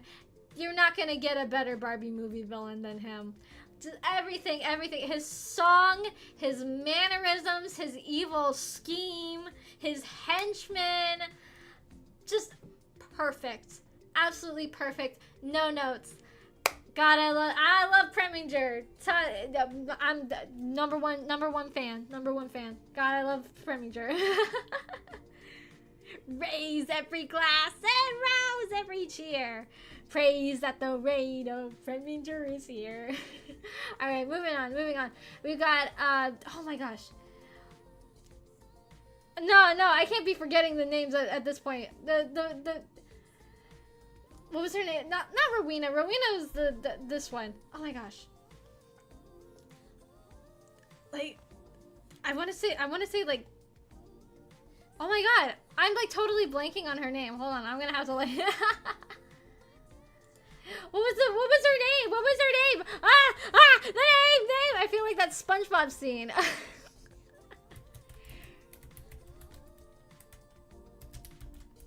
What was her name? Laverna. Yes, that's it. Laverna. Laverna was such a trip from the point from where she was like, just like she started out as just like a standard Barbie villain, and then she turned into a frog, and that was crazy. I would say she was even better as a frog, because then she like learned how to shapeshift and stuff, and she turned into that like orange tsundere girl. That was crazy. She was crazy. I kind of love her for that. Okay. This next the villain from Magic of Pegasus. He's going at the bottom. You want to know why? I looked it up. I found out some horrible information. So, Barbie in the Magic of Pegasus is supposed to be 16. And this grown man, who is already married, mind you, wants to marry her.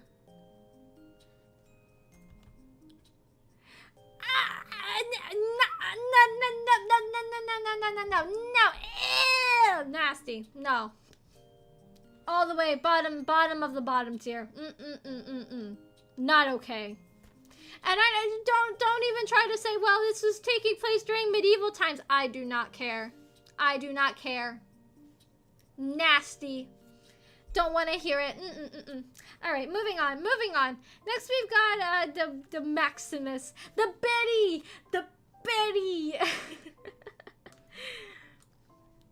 He is not as memorable as Laverna, I'm sorry to say, but I just love the way he says Betty. I say that all the time. It's like the Betty. I can't stop saying it. It's just so funny to me. It's so good. He's so funny. I can't help it. And he's also just like he's one of those like stupid, incompetent villains. I love that. I mean, if he was just on his own, I would probably hate him, but because he's got like Laverna like calling the shots, I think that makes it like a lot more funny, which is, you know, part of the reason why Mermaidia is the best of the Barbie movies, or of the Fairytopia movies, I mean. All right. And then up next, we've got Raquel. You know, she's just like a high school bully. Again, she's watered down Regina George. She doesn't even have as many fun lines as Regina George. She's just kind of like picky. I don't know. she reminds me of like Tammy from Bob's Burgers. Like she's not a horrible person. She's just a teenage girl who's mean, you know. That's like, compared to all of these other villains whose crimes include like murder, child abuse, you know, things like that, enslavement. She's just a teenage girl. You know, probably when she's in her like 20s or something, she'll go into nursing, and you know, life will go on, and she'll probably hopefully be a little bit better afterwards. Because mean girls always go into nursing. It's a fact. It's true. All right, and next we got another double here. We got Rowena and her henchmen. You know, I'm gonna say memorable, because that ending line that she tells Barbie will be like, "Oh, I'll make you dance forever and ever and ever," like on the like wishing flower. Oh my god. Oh my gosh. Bars. Like, that is such, if she didn't get it like thrown back in her face literally, that would be such a cold line.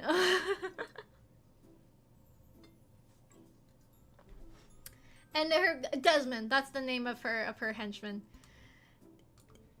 I'm putting him in who category because, like, you know, I think he could be reformed. He's like Kronk to me. I think you know, I think he just got mixed up in the wrong crowd. I think he could do better. You know, if he stopped listening to Rowena and, you know, got to hang out with the girls more, I think they could have changed him. I think they could have made him a nice guy in the end.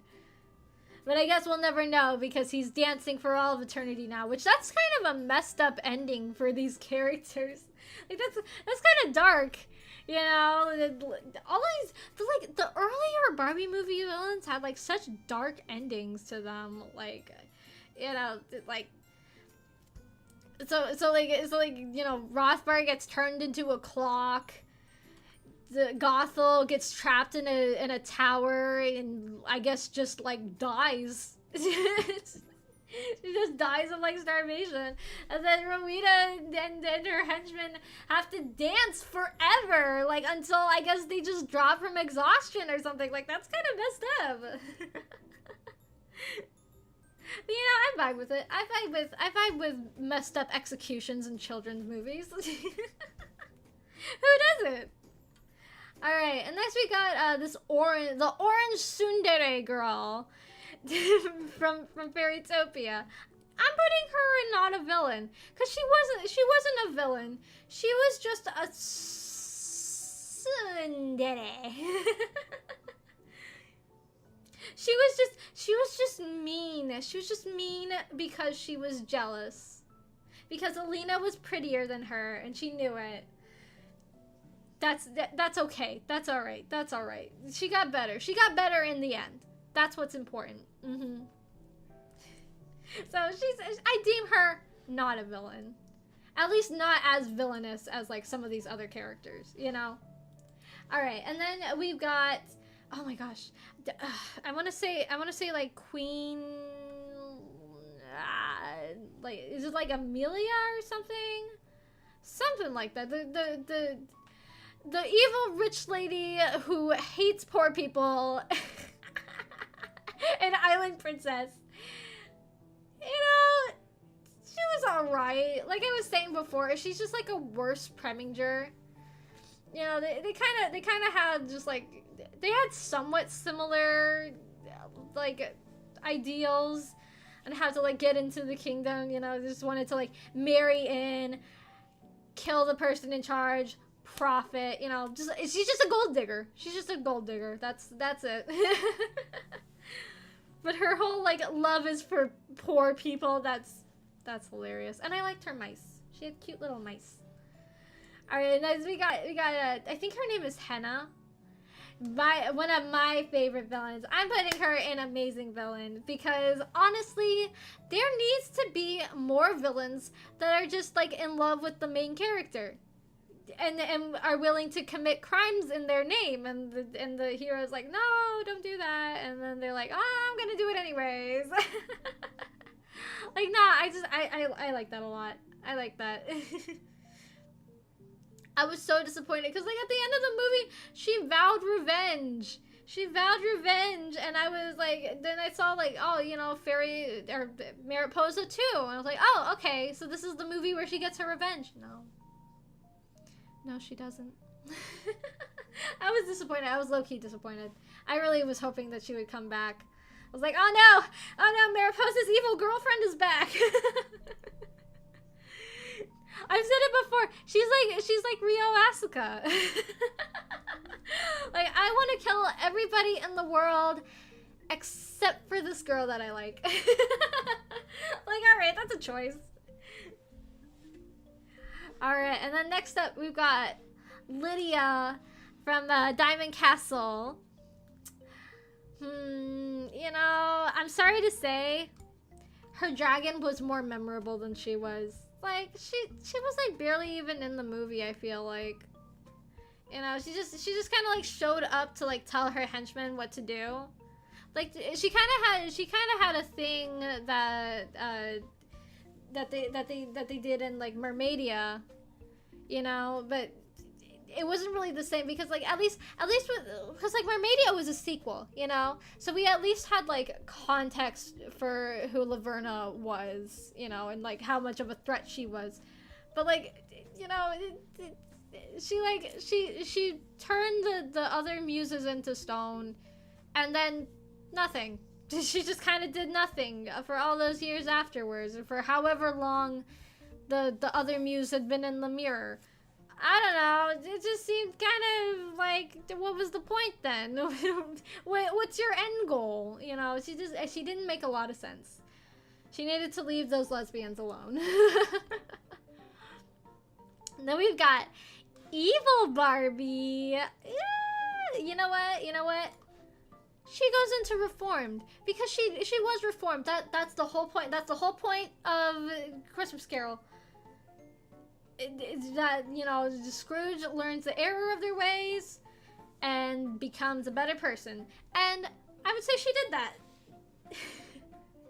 I would say, like, even though, again, I really wish that we would get more Evil Barbies, even if they reform Evil Barbie in the end, which, you know, that would probably have to happen. Even if they reform Evil Barbie, I still want more Evil Barbies.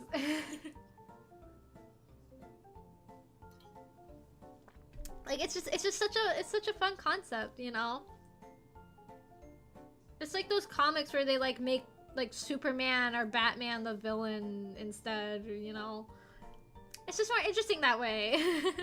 Keeps things fresh, you know? Alright, and then we've got the construction worker from Thumbelina.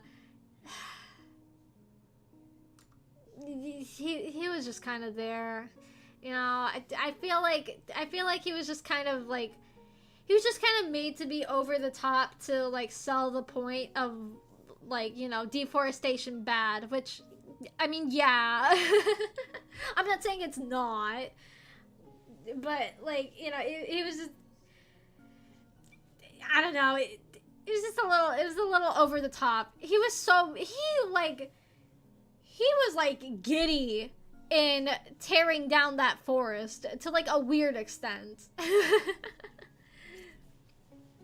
And like, even the other construction workers were like, you know, this is kind of weird, you know. They were like telling him like, you're kind of weird, like it's weird that you're so like persistent and you want to tear down this park. And he's like, I don't care, I want this park torn down. Ah! This is kind of ridiculous. I don't know. Oh boy, look who it is again! Back for round 2, it's Tim Curry. Oh my gosh. And I'm sorry to say, he was just not as memorable as the Rat King. Was he evil? Yes. But, I don't know, I just feel like, sexism was the real villain of Three Musketeers. Am I wrong? I do believe that. Though I did like when he made a kitty cat sound. He went meow. That was funny. I liked that. Also, I remember he had some sort of like strange, like almost homoerotic tension with like there was like one other villain that he was like co-conspiring with. And I remember thinking like, that's kind of interesting.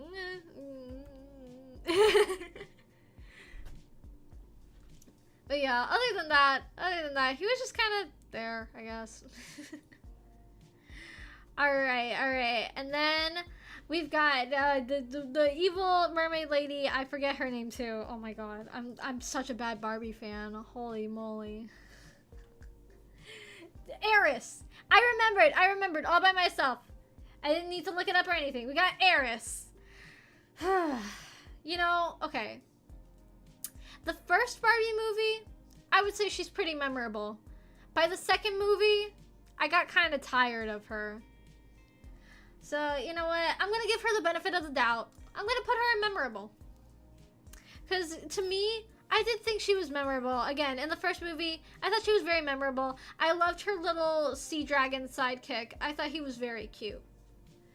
And she was just, I don't know, she was like evil in a funny way. Like, you know, if people didn't like, she was a funny dictator. Sorry, that's kind of a weird thing to say. But you know, there was like a scene where like a fish was like not paying attention to her, like to her arrival when she like came strutting into Mermaid Town, and so she just sent her to the dungeon. And she was like doing her makeup or something. It was hilarious. She was just like over the top enough, you know. All right, and then we've got the evil fashion designer lady, who I can't remember the name of. I don't really care because she was kind of boring. You know, I'm sorry to say, she was like the least memorable part about Fashion Fairy Tale. I'm sorry to say. As much as I love Fashion Fairy Tale, I liked her villainous plot. I did not really vibe with her. She was just kind of okay. It's like she wanted to, like, her whole thing was she was just like stealing the fashion designs from Barbie's aunt. And then like she tried to like kidnap the Fairies to make her outfits good, but they didn't want to make her outfits good, so then they made her have like poop dresses. with like stink lines coming off of them. And yeah, you know, like that's a funny plot. But she herself was not that memorable. And also I think she did like apologize in the end, which that's cool. That's good. Love it when villains like realize that they're in the wrong and apologize for it. All right, and then we've got the yandere girl. She was a yandere from Fairy Secret. You know what?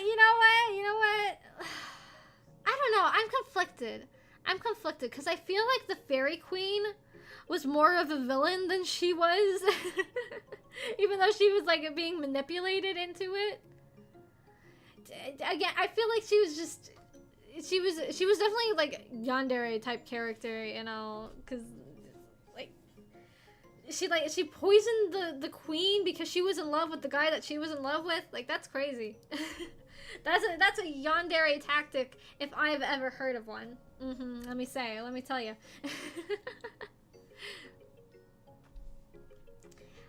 Yeah, so that's my opinion. Alright, and then we've got the Duchess from Princess Charm School. Yeah, I think she was a pretty good villain. She was pretty crazy.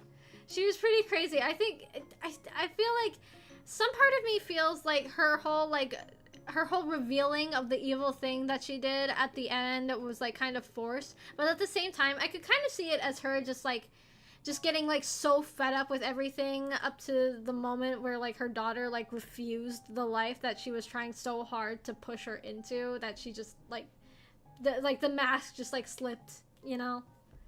I get that. But yeah, so yeah, I liked her. I thought she was cool. All right, and then next, you guys are gonna laugh at me, but I have the squirrel. That evil freaking squirrel from the Perfect Christmas movie. This squirrel is going and makes the movie worse, because it did. It made an already not very good movie worse. Like the squirrel's whole purpose was just to like come in and just ruin everything. That squirrel was a villain. I'm sorry. You know, you can make fun of me, but like, I'm right, okay? They don't say it on the wikis or anything, but this squirrel's a villain. It's an evil squirrel. Krampus squirrel. And then moving on from squirrels, we've got the fish. We got the fish from Mermaid Tale 2. I'm putting him in memorable because that fish was hilarious. I love his stupid mustache. Why does he have a mustache? It's so you know that he's evil, that he's an evil fish. I think that is hilarious. It's such a funny character. All right, and then we've got wannabe Ace Ventura from the Princess and the Pop Star. He just annoyed me. He annoyed me. He was not very memorable to me. Like, I've already said my piece on Princess and the Pop Star and how I don't like it, but like this character, he just got on my nerves. Like, you know, the movie is already a mess as it is. We don't need this guy. I feel like these girls will like ruin their lives on their own. We don't need like a greedy manager to come in and like try to like steal stuff or whatever. It's just, it felt unnecessary. All right, and then we've got the Ice Queen from the Pink Shoes. I don't know. I feel like she was just kind of there. Same with Rothbart in that movie. The Rothbart in this movie is not as memorable as the Rothbart from the Swan Lake movie. That's just a fact. Also, his design is not as fun. But that might just be my nostalgia bias. Yeah, I felt like that, for the most part, I just felt that like everything in the Pink Shoes was just kind of all right. It was nothing really special. All right, and then we've got the old lady in Mariposa 2. See, all right. On one hand, I did like that they reformed her. You know, that like the king realized that, you know, he was in the wrong to like, you know, screw with her. But on the other hand, I really wanted Hannah to come back. I was really hoping that she would be the villain again. I was so sad. So, like, you know, was it nice to, like, reform the villain? Yes, it was. But would I have preferred for the other villain to return? Absolutely. I much rather would have had that. Alright, and then next, we've got the evil French jockey. I think his name was, like, Philippe or something. I don't know. He was just kind of whatever. I thought that it was weird that he was stalking Barbie all the time. I thought that was kind of creepy. But, you know, and he also abused his horses, which is not okay. Like, listen, I get he's a villain, but abusing animals, that's too far. That's too far, man. I can excuse murder and enslavement of kingdoms, but I draw the line at abusing horses. Yeah, so like, I don't know. He wasn't my favorite French character in that movie. Don't insult Robbie Rotten like that. He looks nothing like that. Robbie Rotten had a full head of hair and a very strong chin. He was not fat. He was not fat at all. Rest in peace. Alright, and then next we got Sharkman Freddie Mercury. I'm at the Queen's house. Hold up, Freddie Mercury. I'm putting him in. They were there because, like, you know, on one hand, I do think that making Freddie Mercury the villain of your movie is kind of hilarious, but at the same time, I don't know. I didn't really like. His plot wasn't too original, you know. He didn't really do too much for me. I just thought that he was kind of funny. That is true. That is true. We've got we've got very queer-coded villains, but we also have very queer-coded Barbies, so I guess it balances out. It makes it redeemed. All right, and then we got the little girl in Secret Door. She's going up in amazing because she was the best part of that movie. She was the only good thing about that movie. I would watch that movie again just for her. I would just watch her scenes because she was so funny. She was so unapologetically evil, and you know, like, she was also just like a dumb little girl, and I kind of loved it. She stole the show every single time she was on camera, you know? I really liked her. Alright, and then we've got the evil Duke superhero guy and the Princess Power thing. He was kind of boring. I'm sorry. I think his frog was more of an entertaining villain than he was. He was kind of pathetic, honestly. I feel like I thought he felt kind of pathetic.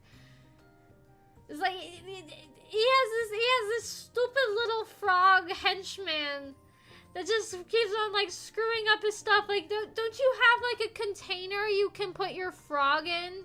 You know, like a regular pet owner. So that your frog isn't like getting like all up in your science business or magic or whatever it is, all up in your stuff that you're trying to do. You know, that just would make sense to me. Alright, and next we got I think his name is Clive, the guy from the princess camp in Rockin' Royals. The one who was the simp who was trying to get with the manager, the camp counselor of the princess camp, and trying to separate our rivals to lovers when bottom tier. It made the movie worse.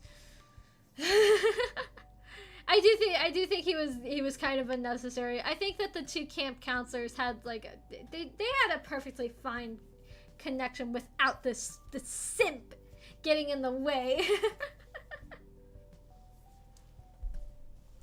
all right, and then we got another double. We've got the two carnies in the puppy adventure. So this guy I'm gonna put in they were there, but the other one, sure, he might be an accessory to the felony, but I think he can be reformed. I think he could be better. All he wanted, all the other carny wanted was to have a corn dog. That's it. He was just going along with what the other guy was doing. I think that he could be reformed. I think he could get out of jail early on good behavior. That's my opinion. All right, and then we've got the double agent, the evil agent in Spy Squad. He's going and makes the movie worse too. He was just such a terrible twist villain. Like, I saw it coming I saw it coming the second he came on the screen. I feel like the cat girl could have been the villain all on her own, and we didn't really need this guy. Could have just been like, oh, this evil cat lady, she's like taking all the stuff. You know, he's so boring. Whatever.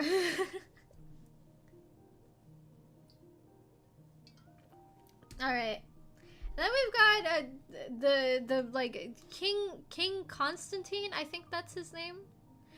Anyways, he's going an amazing villain. Okay, I think he's one of the best, if not the best, of the modern Barbie movie villains.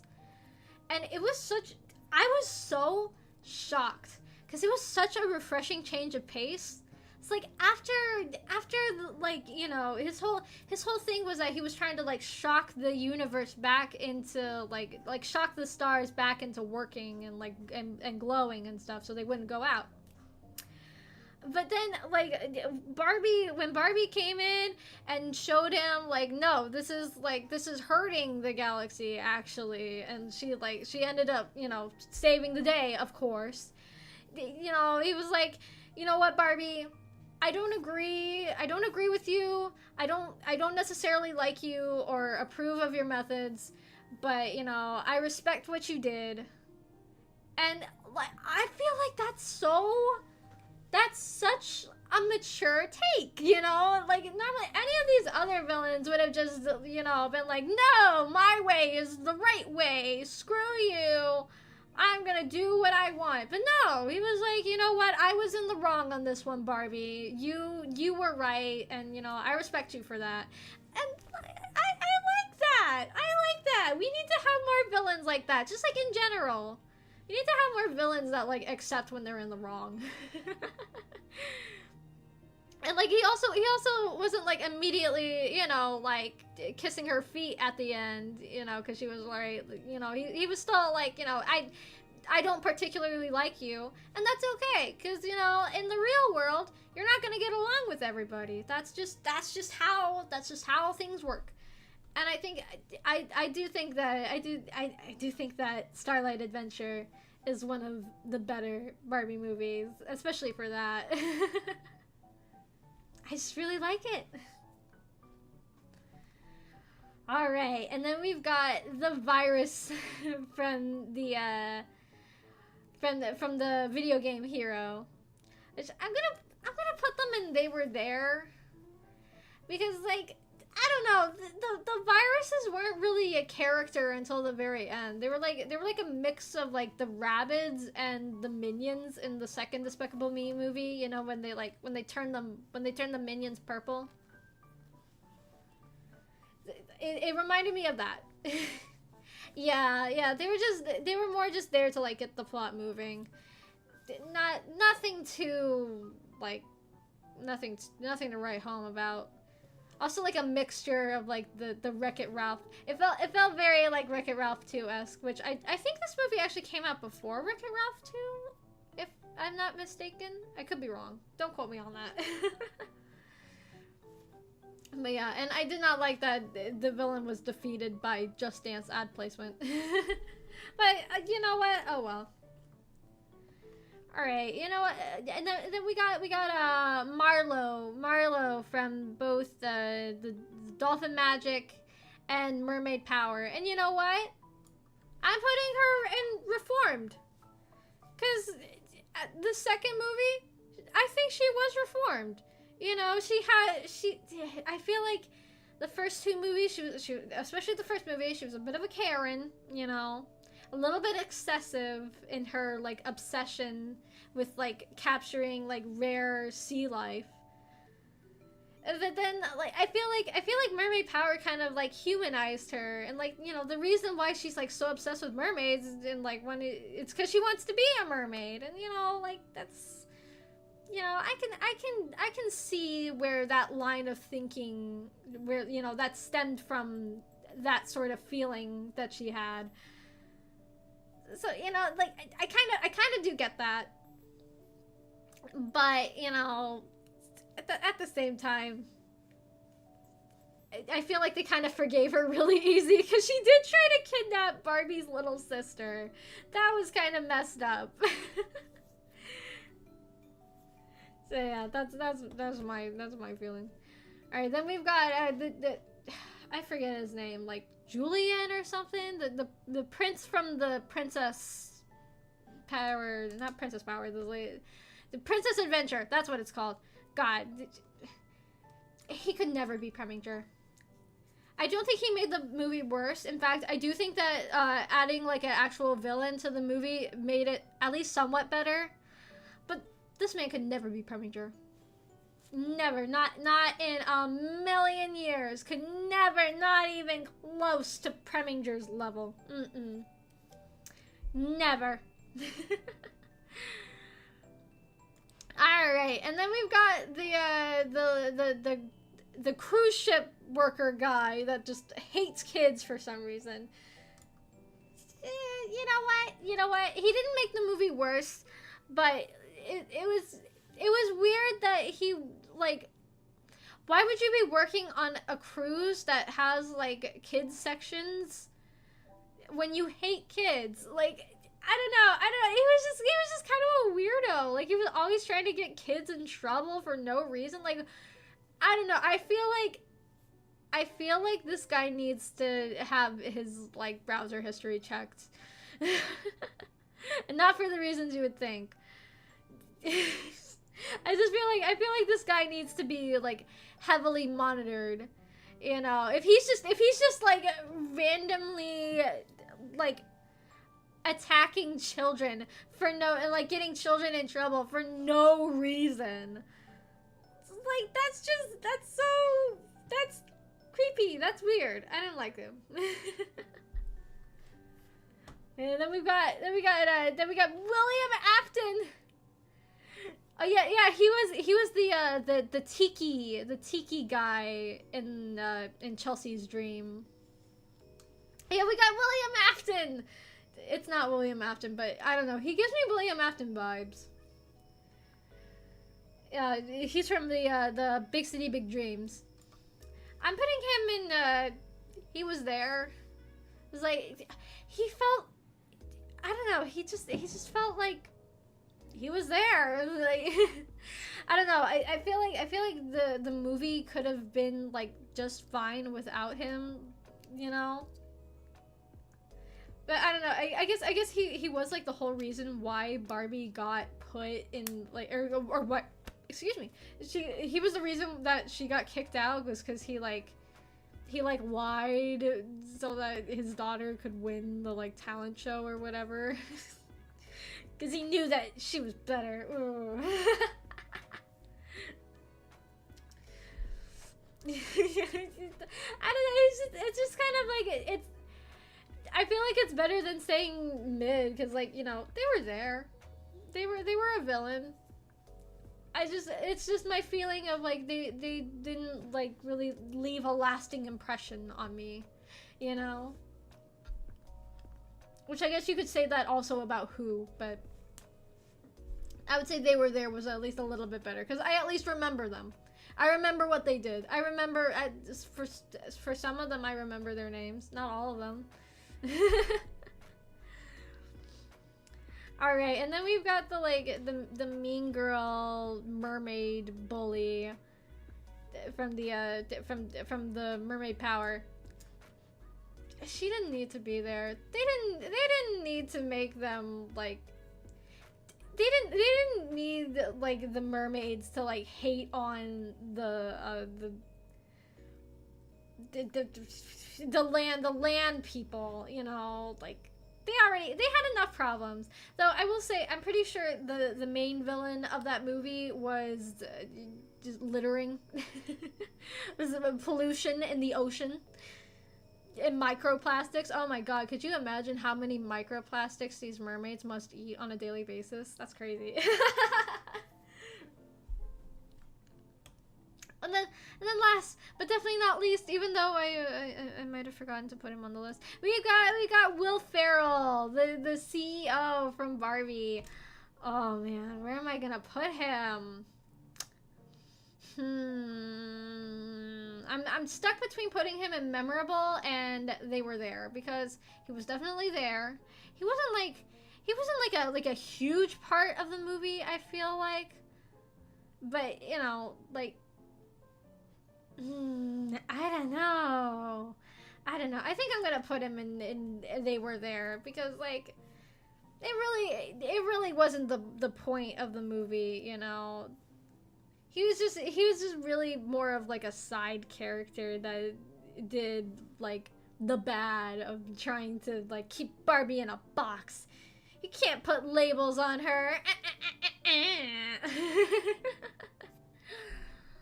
But so there's that. There's our villain tier list. Yeah, that's true. The real villain of Barbie was sexism again. Just like Three Musketeers. Now, I don't know. I don't consider Ken to be a villain. He's too much of a himbo. He just did a stupid thing. But, you know, maybe I'm just a Ken apologist because he's my favorite in all of the movies. I don't know. But I think that's enough tier list for me today. We'll have to save the animal one and the Ken one for another video. But rest assured, maybe we'll do that. We'll do that next week. We'll do part 2 next week. It'll be one of the last streams that I do. One of the last streams that I do before I leave for Japan. Oh boy. Yeah, I mean, I guess you could consider Ken to be a villain, sort of. If I were to have Barbie movie Ken in this, he would go in the reformed / not a villain. That's where he would go. But yeah, so this was a lot of fun. I'm glad that I got to share my Barbie hot takes and my damning opinions. Ooh, all those opinions. Ah. But I'm also really glad that I got to share this fun little experiment thing with you all. I've always just really wanted to do like a big group watch along of every Barbie movie, so it's fun to be able to get my dreams come true. You know what I mean? But yeah, so that'll be it for me for today. Be sure to look out for next week. I'll hopefully make a schedule if I remember, if I don't forget. But I'll see you all next time. Have a beautiful day.